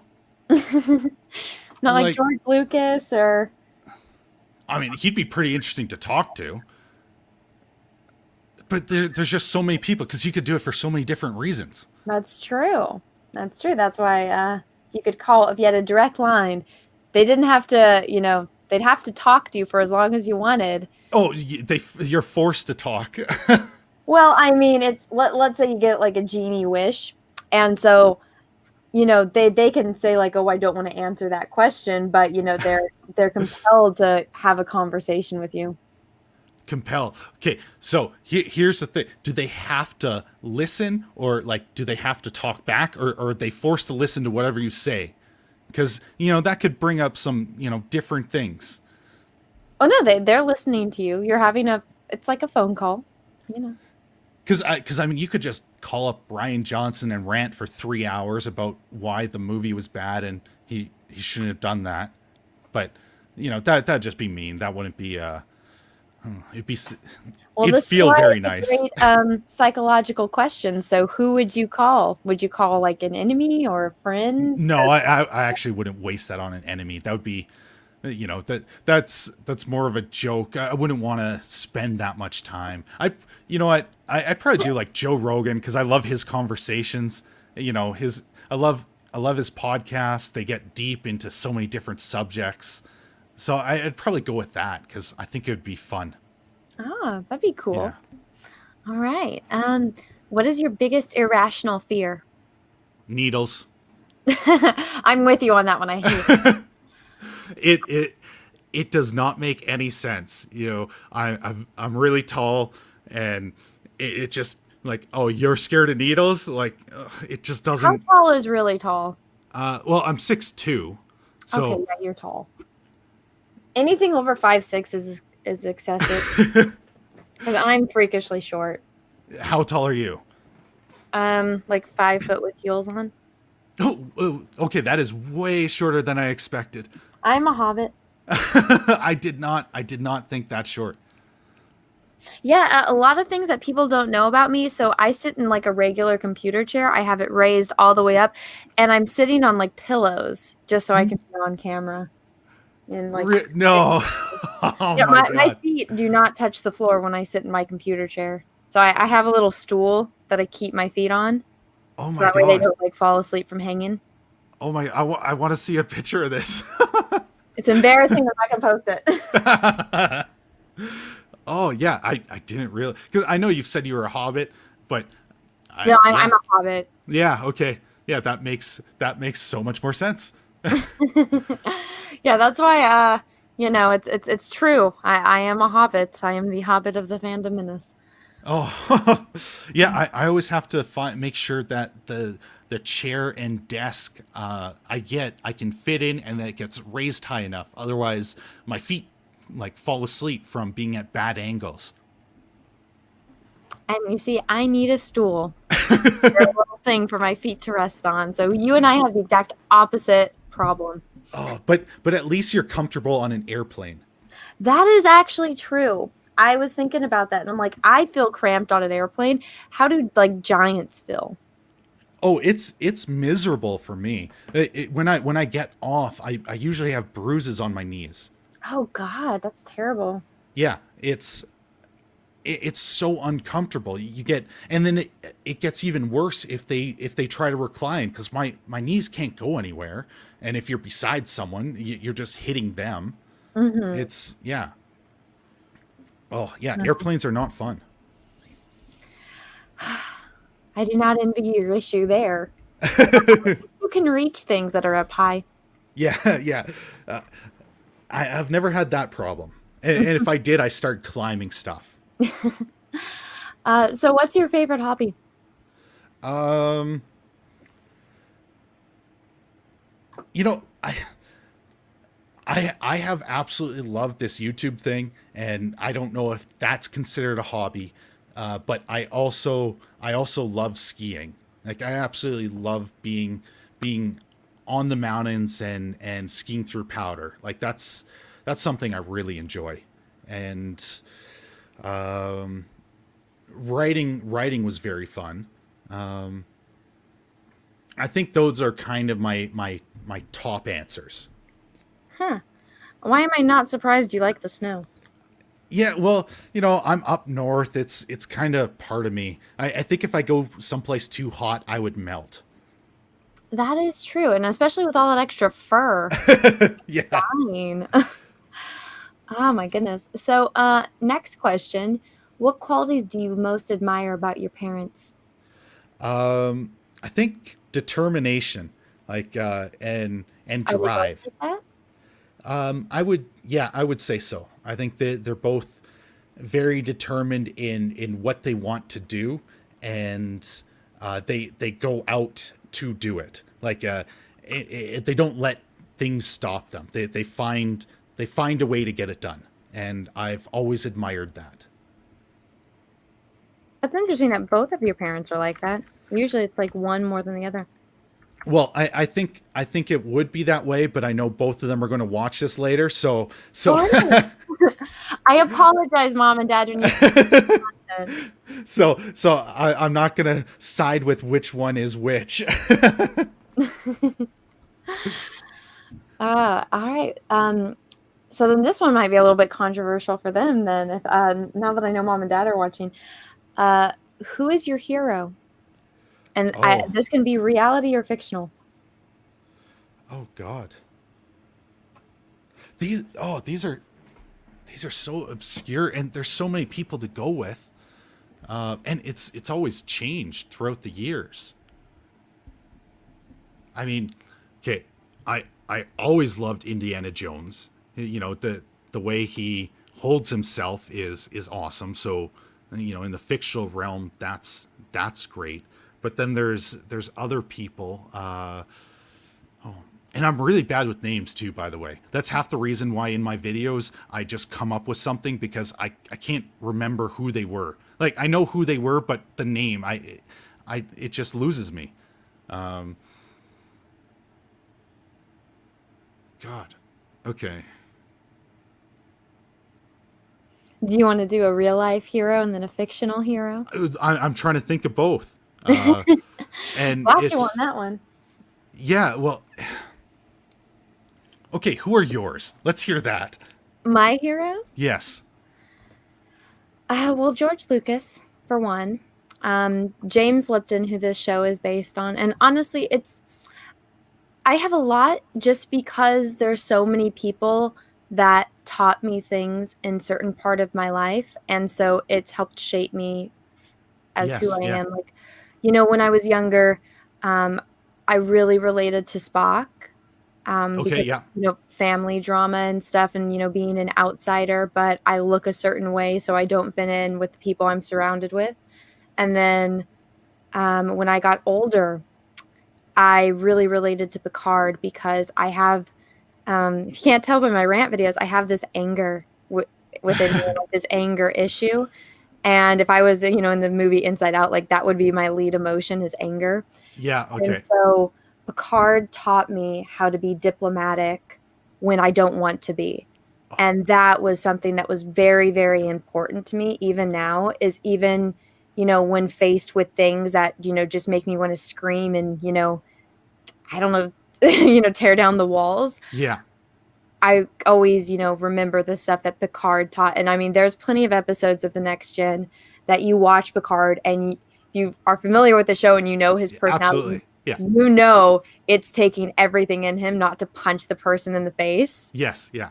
And he taught me that. And that's something, that I don't think I would have ever been able to relate to or get from anything else. And not to say that my parents wouldn't have been able to teach me that.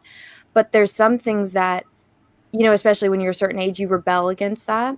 And so I would have never learned that from any other source if it wasn't presented in the way that it was to me through Star Trek and with, a person like Captain Picard. And so that's why he's one of my heroes. And I know it's fictional and some people get, I remember this one teacher, she's like, I think it's, stupid when somebody has a fictional hero because it should be real life. And I'm like, but there are things that people in real life can't, they can't teach you. That's why they create these things in fiction. So that way they can teach you something through this medium. Yeah. It's a vessel. Mm-hmm. And The Next Generation was so well done and so well balanced.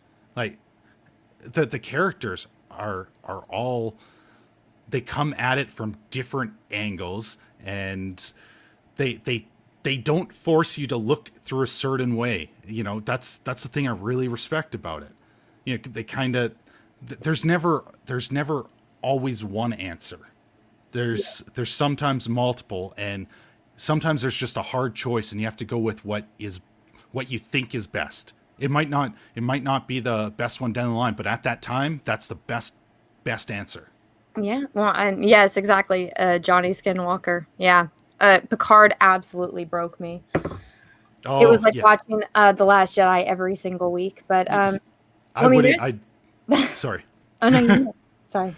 I was just gonna say I didn't watch it because I kept hearing that it just destroyed him. So I'm not touching this because do not. If you like Star Trek: The Next Generation, if you like Captain Picard, do not watch that. Oh, I love it. Yeah, I've watched it. I'm doing a rewatch right now. I love those things. So I'm not gonna touch it. Yeah. See, I watch it. I watch like an episode a day.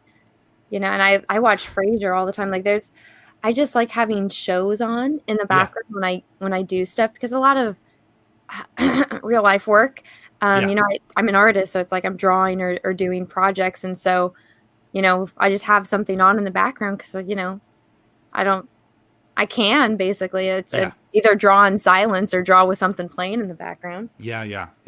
But one of the things that I noticed, like when you watch something that you love and you watch it get destroyed, it's like you don't really realize how much you cared about things. Like I had no idea how much I cared about the Romulans and the Borg until I'm watching, these people. I was like, oh, you fucking assholes. When I'm watching them get destroyed and butchered, I'm like, that's nothing like a Romulan. What the hell? Like respect these assholes. Yeah, that's something I never realized too, especially until recently when, I don't know, the last 5 to 10 years when Hollywood really went nuts and all these remakes and everything just started being changed and butchered, and they totally misunderstood what made the original works great. Like they just didn't understand it. And I had no idea how much I cared about these things. So I understand what you're saying. Well, see, I mean, even with Star Wars, like when I related to Star Wars when I was a very young child because I grew up on a farm, and when I like to look out at the stars, and when Luke's watching the binary sunset, I'm like, oh my God, this movie speaks to my soul. But Luke was never really my favorite character. Darth Vader, I mean, I was always rooting for Luke, but Darth Vader, is my favorite Star Wars character. Yeah. Because, I mean, he's so cool. And then, like, once you learn more about him, it's like, yeah, he's like this twisted villain, but there's also so much more to him. Yes. And it always compelled me. And so when I watched The Last Jedi, I was like, what the fuck did you just do to Luke? Oh. I never realized how much I truly cared. Because, I mean, in, the original, it's Luke Skywalker. You know he's going to be the hero. He's going to be the one that saved the day. So you're not as worried about him as compared to in Disney Star Wars. Then it's like, what are you doing? Stop! There was so many places where they could have taken that universe. It was there's so many stories that could have been done. The way that they got every single character wrong. Like, yep. There's no way that Han would be this deadbeat dad and Luke would go off and cry in a hole. Like, he would be out trying to help everyone defeat the last remnants of the Empire, and that would have been an interesting story because it wasn't over just because the Death Star got blown up. Like, there was still a lot going on, and that's just gone. It's yeah. Well, I mean, when I watched Mando, like, I cried. I'm one of those, I was the crier. But what really hit me was when R2 rolls out, and I'm just bawling. Yeah. Because I'm like, R2 was turned off for like 3 movies, but Star Wars opened with R2 and C-3PO. If it wasn't for Leia, R2 going and finding Leia and Leia implanting the plans for the Death Star in R2, Luke would have never found it. None of that would have ever happened. And so I'm like, and you turned him off and hit him in the corner because you wanted to replace him with a soccer ball. Yes. Like, oh God. Yeah. I don't know how that thing would be functioning over a lot of equipment too. The sand, a single ball doesn't roll that well, especially when the sand is loose. That doesn't work that well. Well, the reason why they designed it that way was because World Cup was coming up, and so they wanted to market they wanted it to appeal to a foreign audience, and so they knew that when The Force Awakens was coming out, it was going to be in line with the World Cup. So that's why they designed it like a soccer ball. No, that can't be true. That's exactly true. Like, I don't disbelieve you, but it's such a stupid reason to design it that way. It's yeah. Yeah, you don't let marketing design the movie. That's ever. Exactly what Disney does. And and that's why it failed. On why like certain princesses have certain colored dresses, Yeah, see, like I know a fair amount about marketing, but I try not to let those things influence everything I'm doing, because I think there's a lot more to the art that will resonate when it comes from a truthful place. And if you're just doing it because the numbers say this is what people like, you're going to fail, because it's not going to come. It's not going to resonate. It's not going to be a universal truth that we've seen through time. Like, classics are a reason for classics have been beloved for centuries for a reason.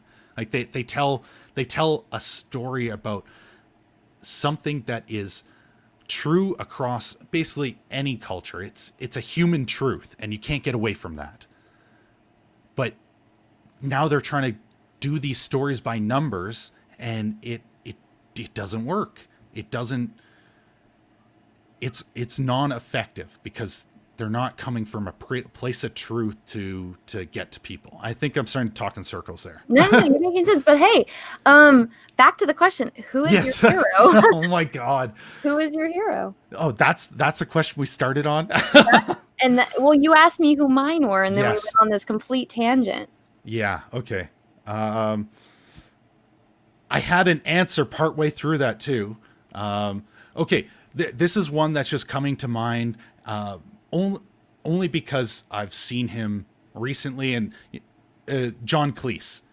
You know, he's standing up to some of this ridiculous stuff and standing up for telling jokes again. And he's not afraid to be a comedian.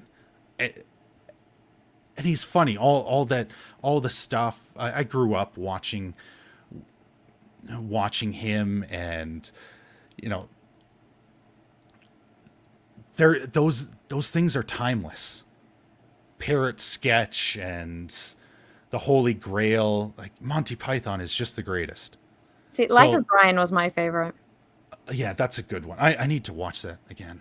I haven't watched that in a while.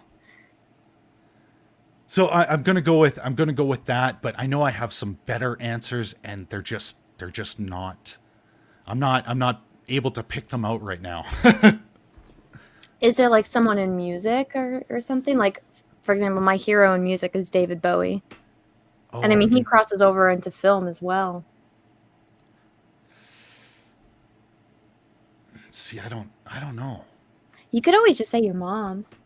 My mom is my hero. I love you, Mom.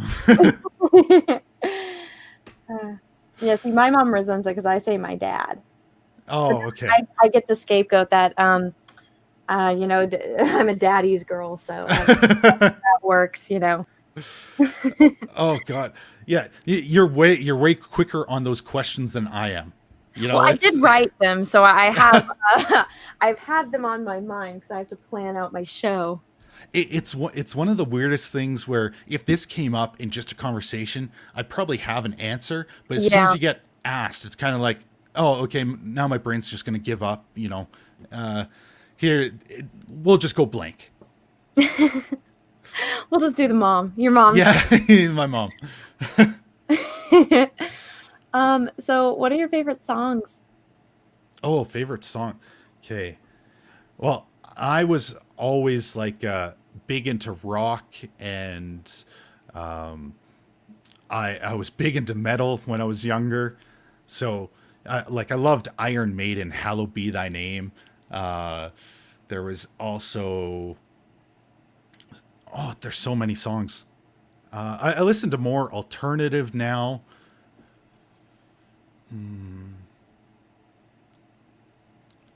Yeah, see, people are always surprised when I say, "Oh yeah, I like rock and heavy metal," and I was Oh, really?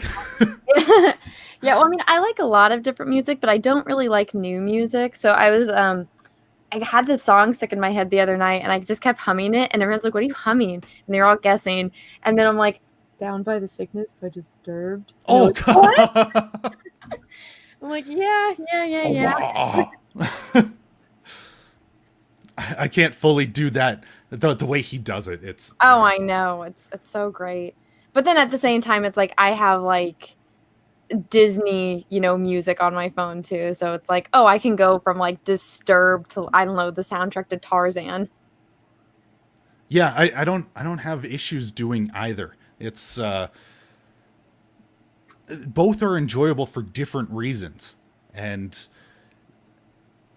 I always like the way that the emotion behind rock and metal. You look at Black Sabbath and Metallica. Those things came out raw, and you feel it, and it's just, I don't know, it just gets you.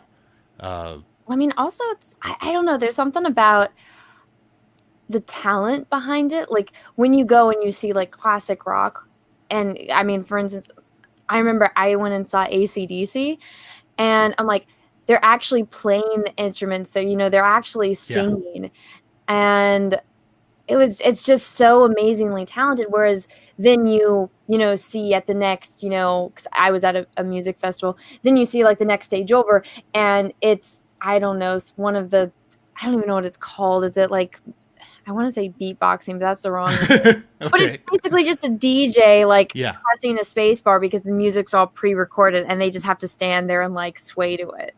I don't understand. Sorry. Oh no, you're fine. I was done. I just don't understand that stuff. I don't either. I don't get it.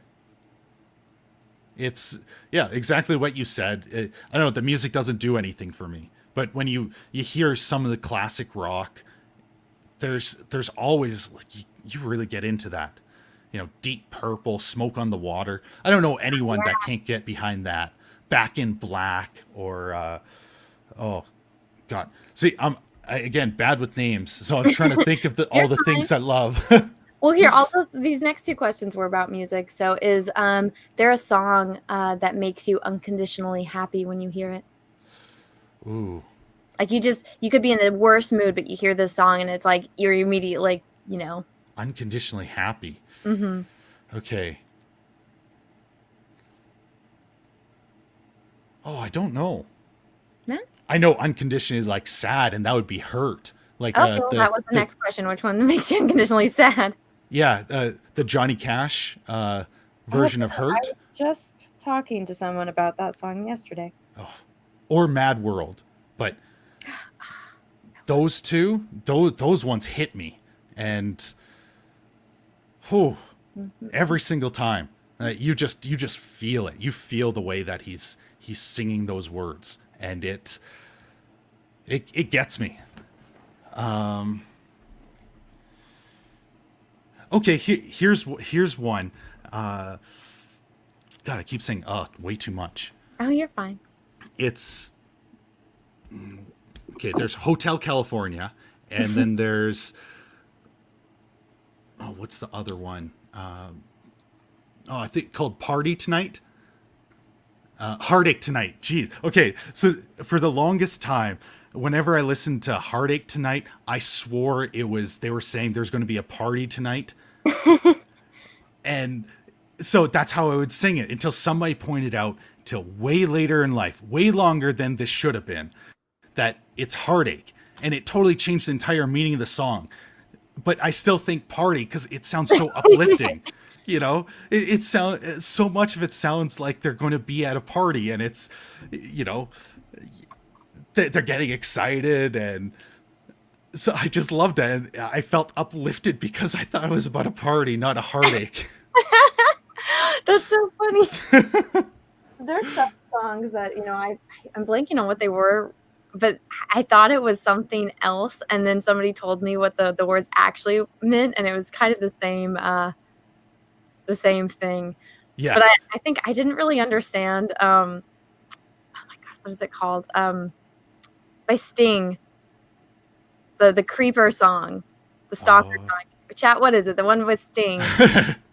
Oh, Every Breath You Take. Oh yeah. I always loved that song. It was always popular. I liked the beat of it, and then I don't know what hit me. It was a few years ago, and I'm listening to it. I'm like, this is really creepy. Yeah.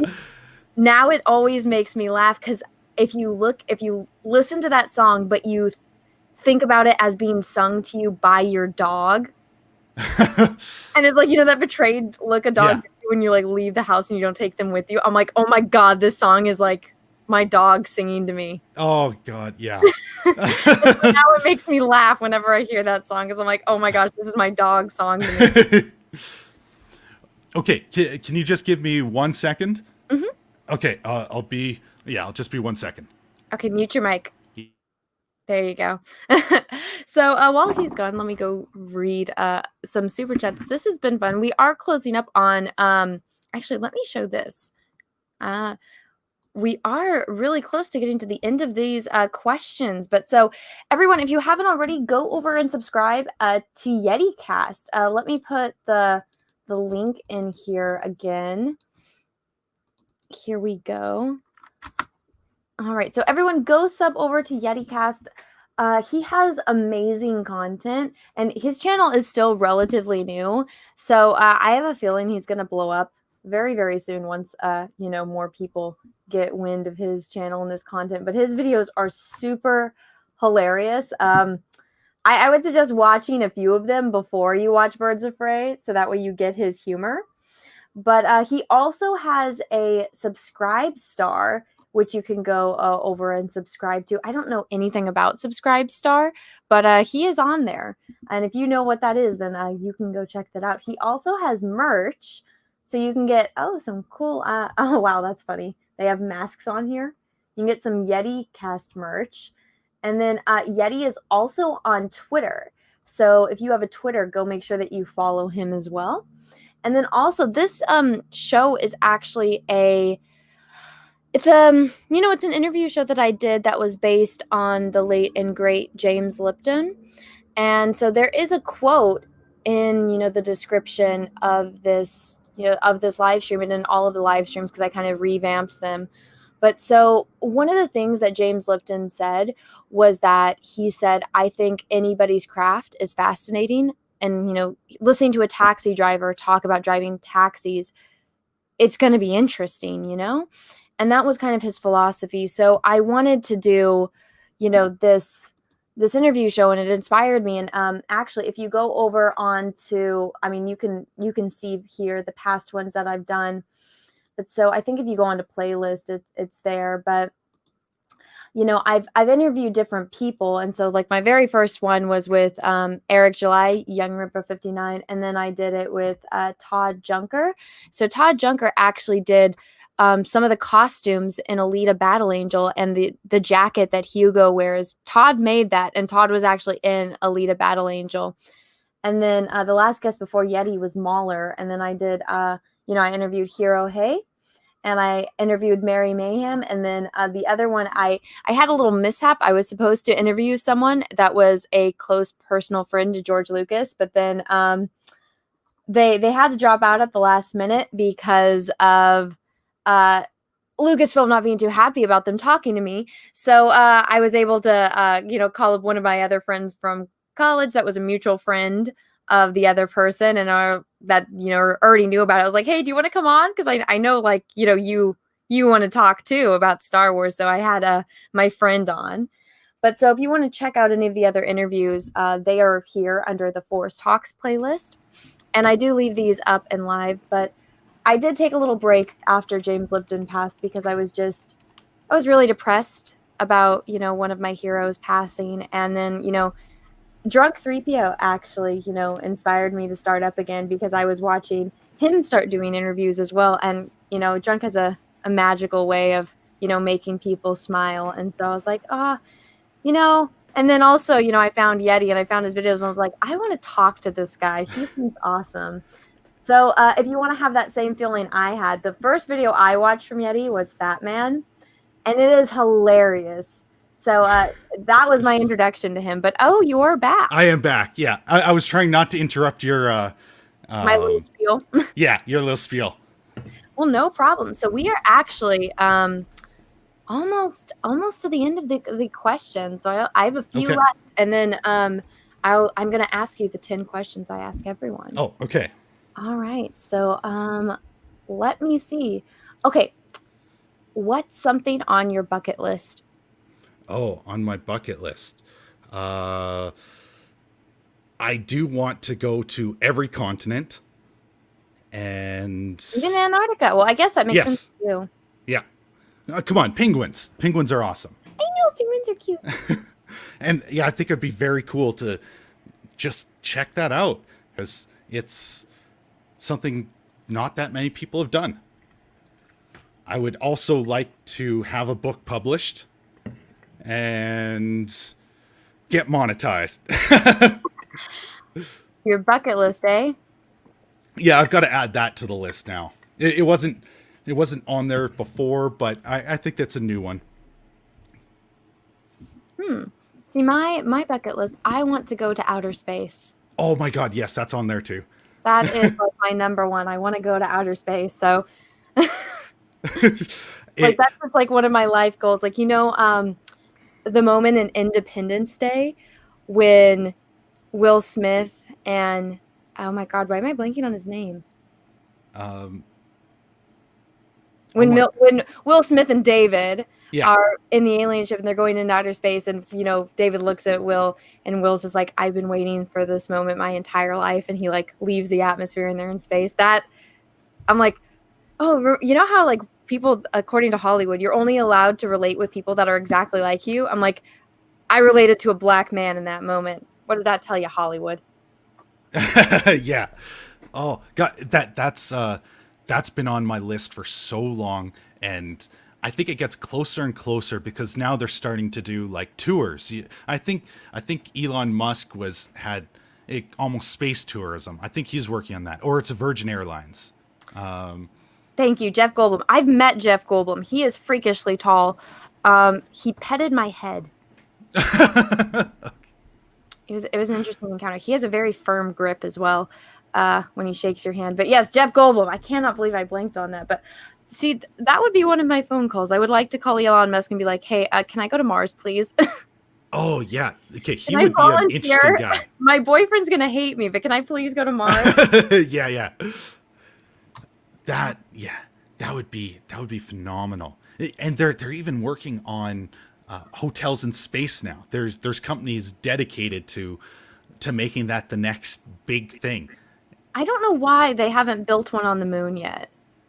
Well, like, just do it. Cost. The full cost. And do you know how much money they're going to make? Do you know how many, like, if you watch Frasier, you know, all snooty rich people, they got to do the snooty rich thing. If you built a hotel on the moon and made it like super exclusive and, you know, but super luxury, like having a view of the earth, do you know every single millionaire and billionaire is going to want to go? Oh yeah, I agree with you. But there was things that were keeping it back, and I don't know how much space stuff you follow, but they recently announced that they found water on the moon. So that's going to make developing anything there significantly easier, because you'd have to bring all that liquid water with you just to survive, and it would be a constant strain in order to keep it going. But if it's there, now you've completely jumped over one massive hurdle, so we can get these things, and you'll probably see more of what you were just talking about because of that. Yeah. Yeah, I follow this stuff pretty closely because I'm sorry. No, you're fine. I don't talk about it a lot, so I don't advertise a lot of my interests. But I think, you know, that Star Wars girl, I think that kind of shows that I'm interested in space. Yeah, it's, you know, I get excited. Like, I don't know how many people follow whether or not there's water on the moon. Yeah. Well, even like with the stuff on Mars, it's so fascinating. Also, Pluto is a planet. I don't care what you say. It's a planet. Stop being anti-Pluto, people. That Pluto. You're a Pluto originalist. I am. All right. So, what fictional character do you most relate to? Fictional? Oh. Man. You know, so do you mean one that's most like me or one that I want to aspire to? Both. Oh, okay. Yeah, these ones are always so hard. It's way too easy to just say Luke, you know, because all right, he would be someone to aspire to. If you were a fictional character, which one would you be? Then you have to. Yeah, then you definitely have to go with Luke because he's got all those powers too. You know, he's got the Force. He's a badass, and he does the right thing. You know, which fictional character do you least relate to? If Luke is the one you're picking for the Rey. Yeah. No Mary Sue for you? No, I hate that so much. Yeah. I could start ranting, you know, just on that alone, and I'm trying to hold back from some of these things. Oh, don't worry. I mean, this is the place to do it. Yeah. Oh. All right. Well, so I am down to my last question, and then we're going to ask the 10 questions, and I'm going to play a clip in between that. So, if you could give advice to an aspiring content creator, what would you tell them? Start now. Yeah? Because I was thinking about it for a while, but I never took the jump. It was, I always second guessed myself that it wasn't, you know, people aren't going to watch this. I'm not, you know, not funny enough. I don't have the right equipment. I made all these excuses, and then one day I was just, okay, I'm gonna spend today and put out a video. So I did that. All those hurdles went away, and I started to learn as I went. The first videos suck, but as I hear, everyone's first videos suck. It's unavoidable, and as soon as you get over those first couple, you pick things up very fast and the ball starts rolling. And the sooner you do it, the sooner good things can start happening. There's, like I said, my computer it's over a decade old, and it started with Windows Vista. I really need to get a new computer so that it can run, I can make better videos, but I was able to start on it. That wasn't the hurdle. It was just me doing it and figuring it out and allowing myself to put myself out there and fail without worrying about it. And that's great advice. So that's my advice. Well, that's fantastic. Now, everyone, we are moving into the last section, or the second to last section, I should say, of this show. So I'm going to play you guys a little clip. I am not sure how the audio is going to be, so headphone users, bear with me. But this is going to give you an insight into what the next section is. So everyone, here we are. What is your favorite word? Love. Love. Love. Love. Love. Love. Love. Love. Yes. Yes. Yes. No. Grace. Grace. Dad. Dad. Dad. Daddy. Daddy. What is your least favorite word? No. No. No. No. No. I've never been a fan of no. Hate. Hate. Hate. Hate. Moist. Moist. Moist. That was my least favorite word! What turns you on? Creativity. Creativity. Creative people. Laughter. Laughter. Laughter. Laughter. Laughter. Laughter. What turns you off? Arrogance. Arrogance. Arrogant. Arrogance. What sound or noise do you love? My children's voices. My children's voices. Sound of my children. The children laughing. What sound or noise do you hate? Gasoline leaf blower. Leaf blowers. Brakes. Preaching of brakes. Preaching tires. Now the moment the students have waited for. What is your favorite curse word? You.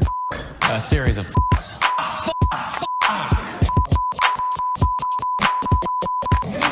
What profession other than yours would you like to attempt? Architecture. Architecture. Architect. Architect. History teacher. History teacher. Teacher. Teacher. Teacher. Teacher. Teacher. What profession would you not like to do? Law. Lawyer. Lawyers. Lawyer. Accountant. Accountant. Accounting. Accountant. Finally, if heaven exists, what would you like to hear God say when you arrive at the pearly gates? What took you so long? What took you so long? Come on in. Come on in. Come on in. Come on in. Come on in. Come on in. Come on in.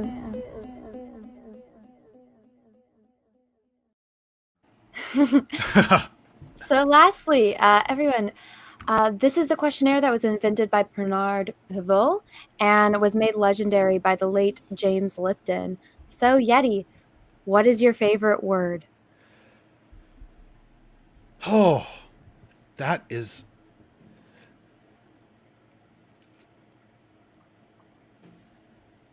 I don't know, I think something like accomplishment,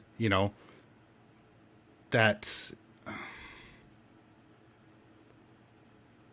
completed. You completed this journey. I think I'm going to go with that. Completed? That's your favorite word? It's not something I've spent that much time thinking about. So, but as I think about it, that's when I think that's where I get the most joy. Like once you hit that goal, once it's completed. All right. What is your least favorite word? Least favorite word. God, can you... I mean, I don't want to follow everyone that is on the video and say no, but hearing no sucks. Yeah. Oh, I wish I had some... I mean, there's a reason why it's a popular answer. Yeah, I know. I also wish I had something a bit more clever as an answer for that. Well, How about I can't? Can't. One word. Can't? Can't. Yeah. Can't. What turns you on, incites you, inspires you? Making other people laugh. That one. And I didn't realize how much that did until all this stuff started happening. Yeah, it just giving people a little bit of a break and finding some humor and having them laugh. What turns you off? I don't know, when people that want to control your speech because they don't find something funny. Like, oh, you can't joke about this because give every single reason when there's 100 other people beside them that find it funny for, even that come from the same place. Did that make sense? It did, in a way. What sound or noise do you love? Oh, again, it's laughter. It's okay. Here's a different one. When you're out in nature and you have that silence, that very quiet moment where you can either just hear leaves rustling or a couple birds chirping, but it's just, I don't know, it's just serene. It's tranquil. And it's that natural silence. What sound or noise do you hate? Okay, the answer I want to give is, well, might hurt people's ears. You can describe it. Well, okay, Dumb and Dumber. What's the most annoying sound in the world? The. Yeah, I gotcha. Okay. I went away from the mic for that, so I didn't blow people's eardrums. What is your favorite curse word? Oh. I like those old-timey ones that just come out of nowhere, that aren't quite what you expect. Like what?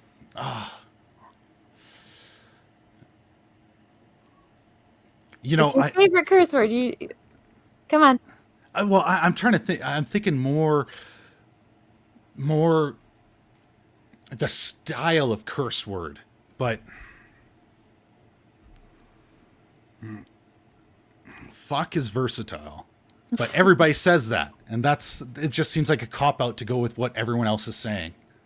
Well, I mean, if you like it, it's popular for a reason, Yeah. But I don't know, if I had more time to, really dig down, I guarantee I could have a much better answer than that. But it is the most versatile of the swear words. There's just so many more. There's so many more that are clever and I'm blanking on them, and I hate that. You got to give me one. I just need one. Oh, I was going with fuck, just because I don't have the better one on tip of my tongue. As soon as the stream ends, I guarantee you're gonna know. Yeah. That's how it goes. Yeah. What profession other than your own would you like to attempt? Ooh. Well, I already said writer, so I would like that. So does that still count? That does still count. Okay, yeah, writer. What profession other than your own would you not like to do? Accounting. There's no way.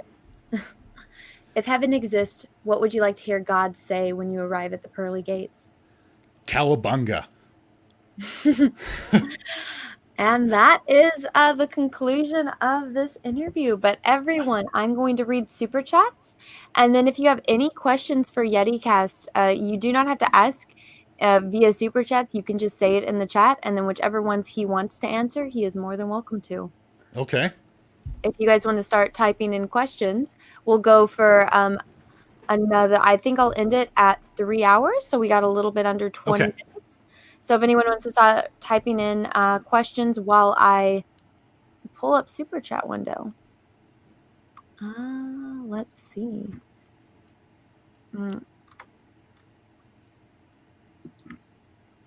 You good? You made it through, huh? Yeah, I'm doing good. I was waiting for the thing to come up. Yeah, it takes a little bit of a minute. So let me see. Oh, okay. There was a few of them. Let me get them.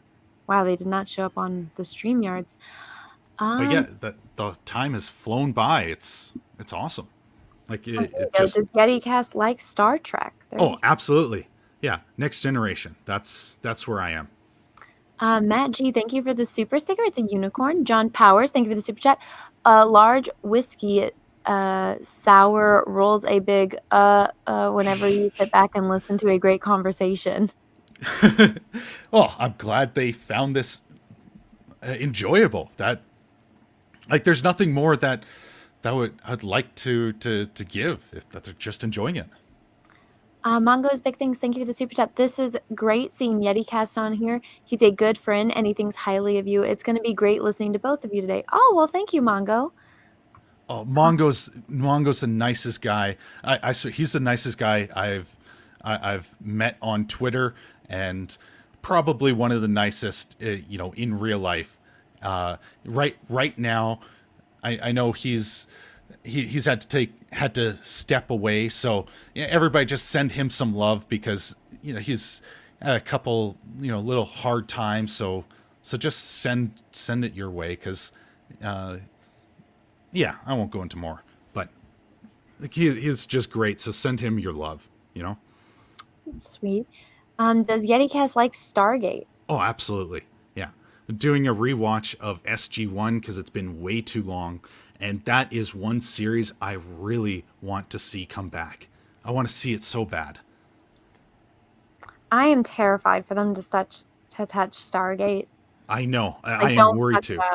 Like, they're like, oh, we need strong women. I'm like, really? They didn't, like, come on. They didn't watch the originals, if that's what they're thinking, because those were all strong women. Well, no, people that complain about that, they don't watch things. They just complain that there's no strong women. And it's like, what about all of these strong women? They're like, oh, they don't count. It's like, what? Yeah. They just watch the trailer, or they go off of what somebody else told them to. Mm-hmm. Are Yeti and Bigfoot friends? No, he's a dick and an alcoholic. Stay away from Bigfoot. Yeah. Oh, I didn't know that. Total asshole. Good to know. Russell Hall, thank you for the super chat. If someone were to hypothetically willingly I think I wrote this one, to beat. Yeah. Let's see. Russell Hall, thank you again. There's the next three are from Russell Hall. Yeti, don't listen to Anna. She eats nothing but sugar and Cheetos. Cecil would be delicious with the right mix of spices, and he'd last the entire winter. Well, that's probably true. He has a bit of a fat ass. Next one. Yeticast, how do Yetis, make other Yetis? Is there a Yetis? Oh, God. Russell Hall, really? Does a foreplay come into the picture at all? What about grooming? Do Yetis wax? I don't think so. And I think what happens is that they have a special type of Yeti stork that brings over the litter of Yetis. So I think that's what happens. And then thank you for that super chat. And then thank you for that super chat. Oh, you try to save it for my answers? Yeah.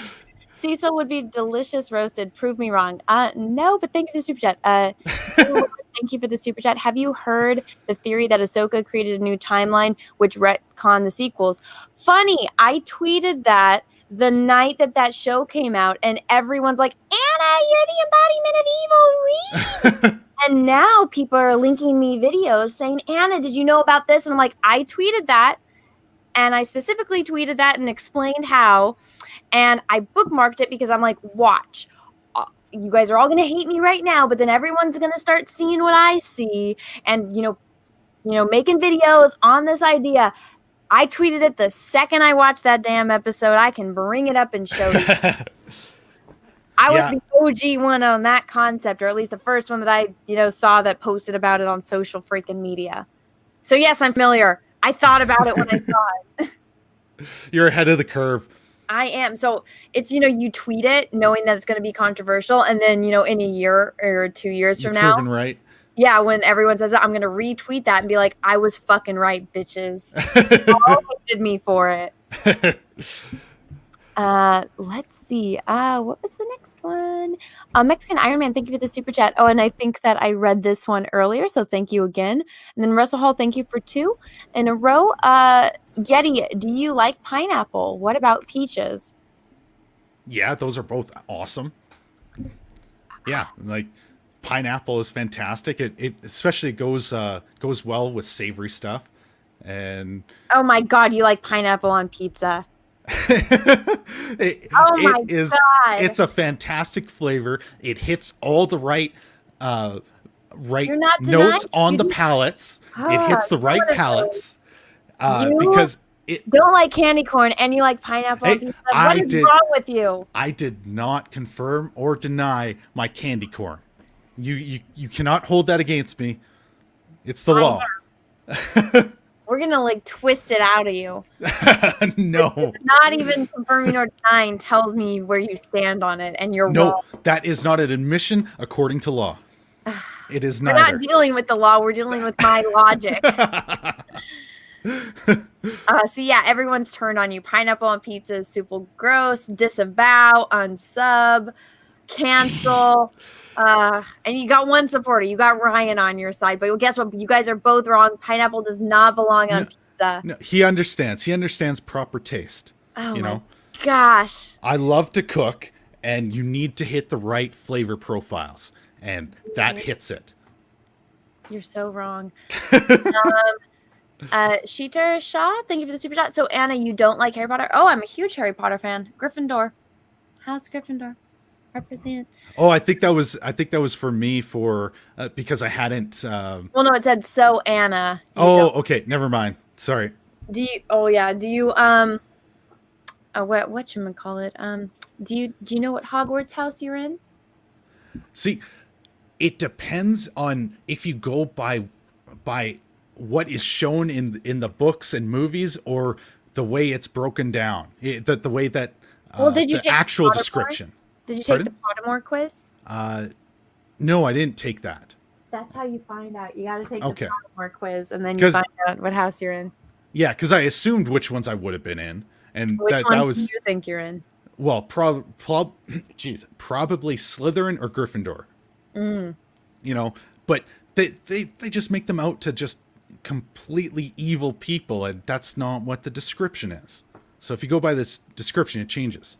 Well, no, a majority of fandom is people who are actually Slytherin because ambitious. They're ambitious people. Yes, yeah, that's why I think I would be there.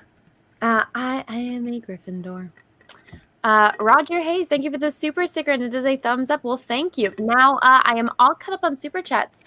So everyone, if there's any questions you have for Yeti, we have about 8 minutes. I will try to highlight them and catch them as they come in. So it'll give it a minute to update because StreamYards is a little bit behind. I see a lot of people saying that they're Slytherins. Pineapple on pizza. God damn, no. No, there's so much wrong with that. No. Mongo thinks you're a Hufflepuff. No. That's where the rejects go. Not always. Hufflepuff actually has the majority of people. That's the biggest house. A majority of people are Hufflepuff. The least amount of people are Ravenclaw. And then Gryffindor and Slytherin are tied for the middle. Okay. I think people would try to avoid Slytherin just because. A lot of people are proud to be Slytherin. Have you seen Outland with Sir Sean? I don't know. I also, again, not great with names. As soon as I see a picture, oh yeah, I've seen that, and then all my memories start coming back. But I'm not always great, so I have to go with I'm not sure.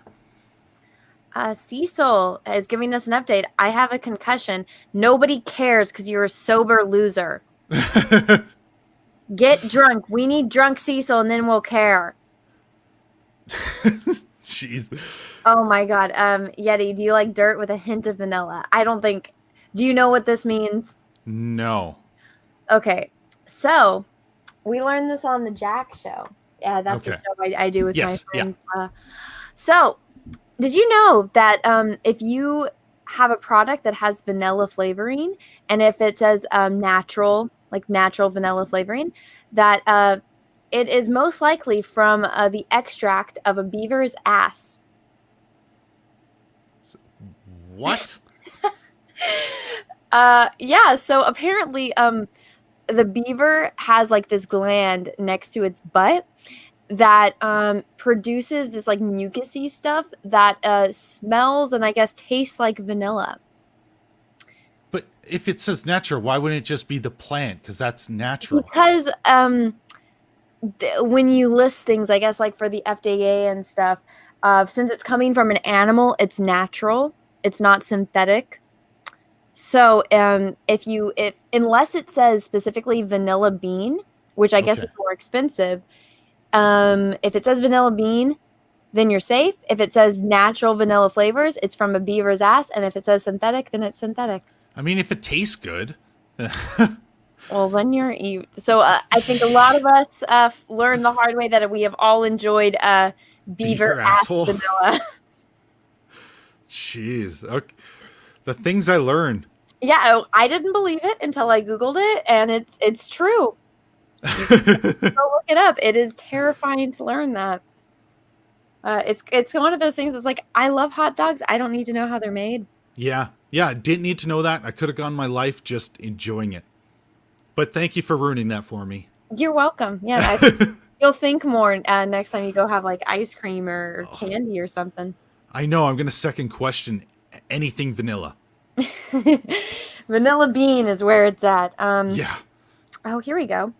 I mean, without doxing yourself, but Yeti, what actor do you feel like you look most like or sound like? I know. I think that basically just doxes you. Okay, then go with which one you sound the most like. You guys would have to tell me who I sound like, because I'm not the best judge on my own voice. I don't know that one. Yeah, because I've never had someone tell me, "Oh, you sound like this actor." Except a lot of people say that I sound like Ahsoka. I don't hear it, but they say it does. And then somebody said I could probably do, I think, a Jesse Ventura impression pretty well. Like Ord said that on, and I think it might have been Tom, on one of his streams. Well, there you go. Yeah, so maybe that, if he counts.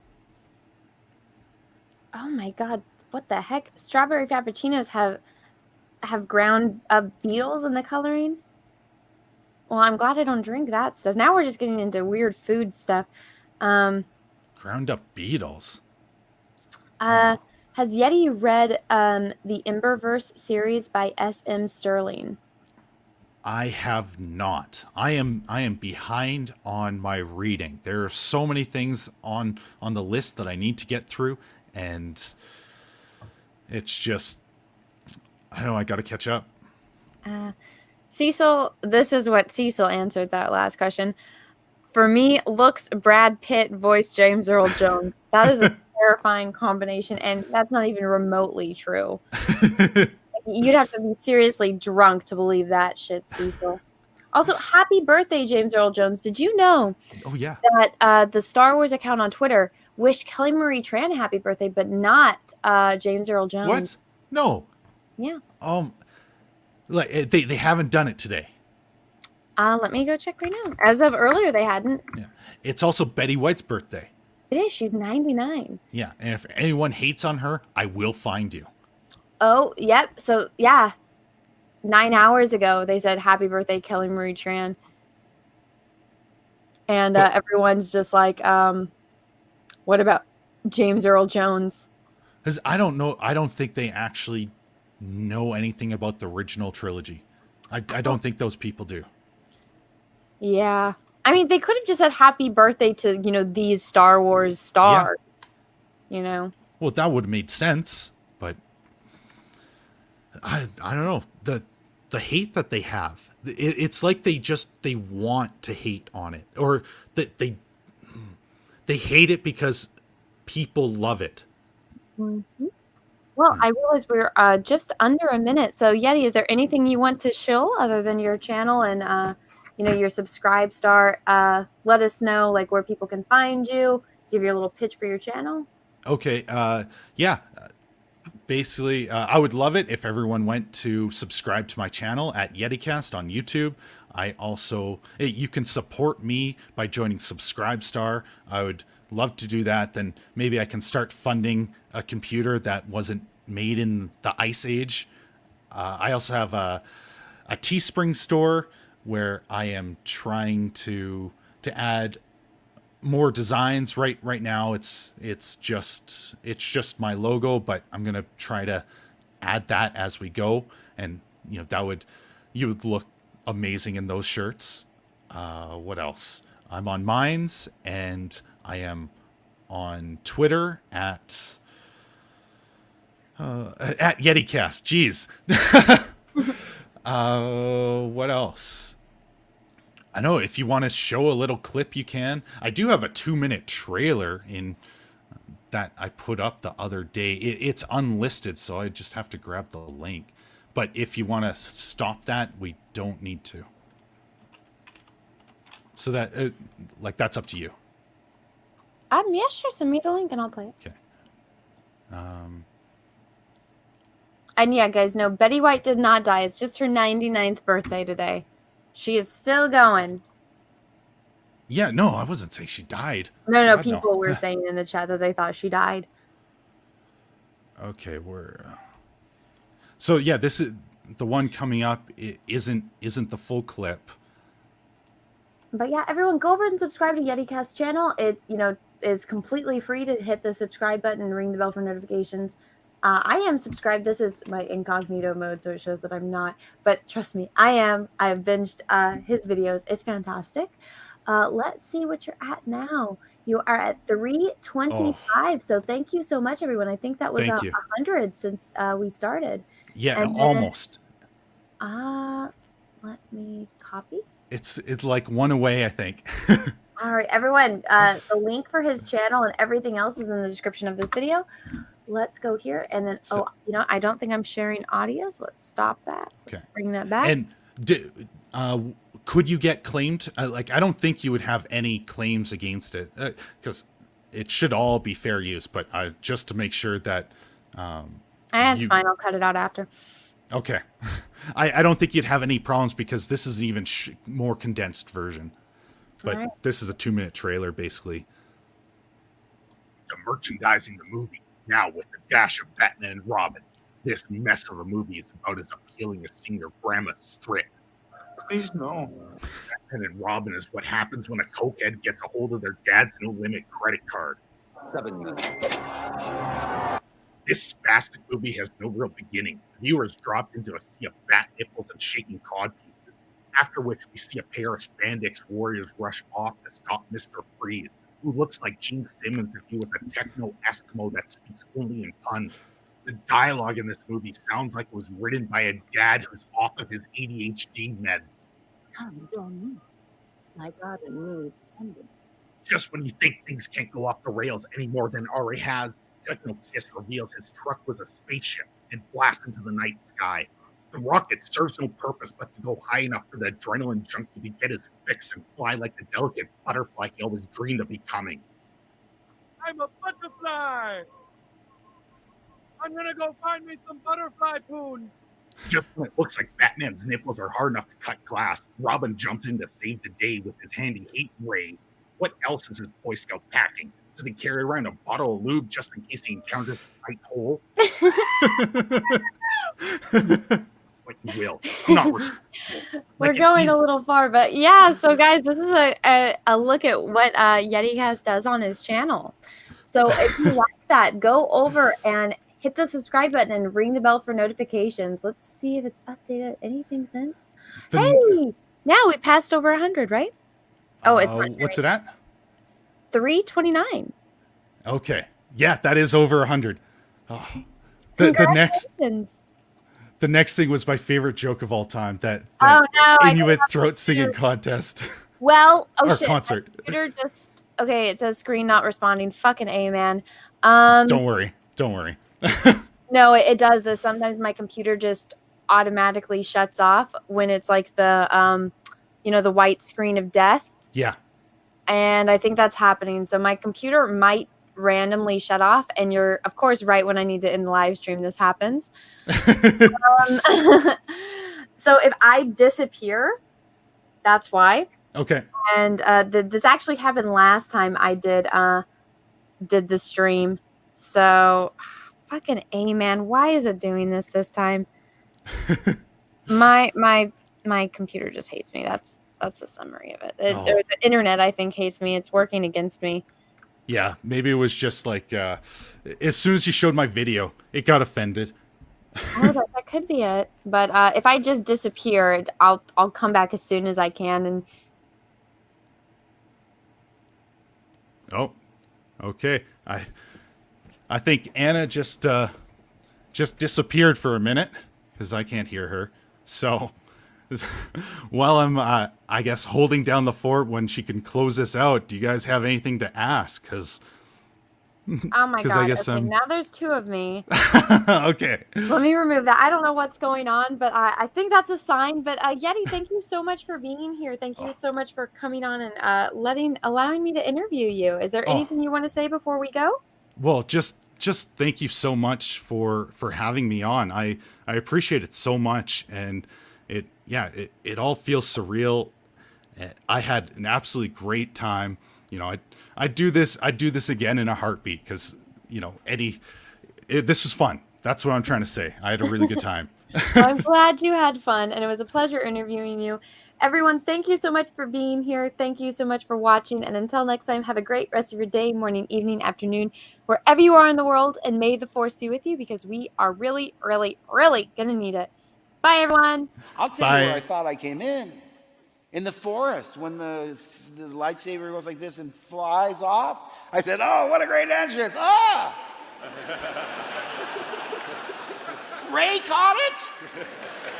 She hasn't even been to Dagobah for training!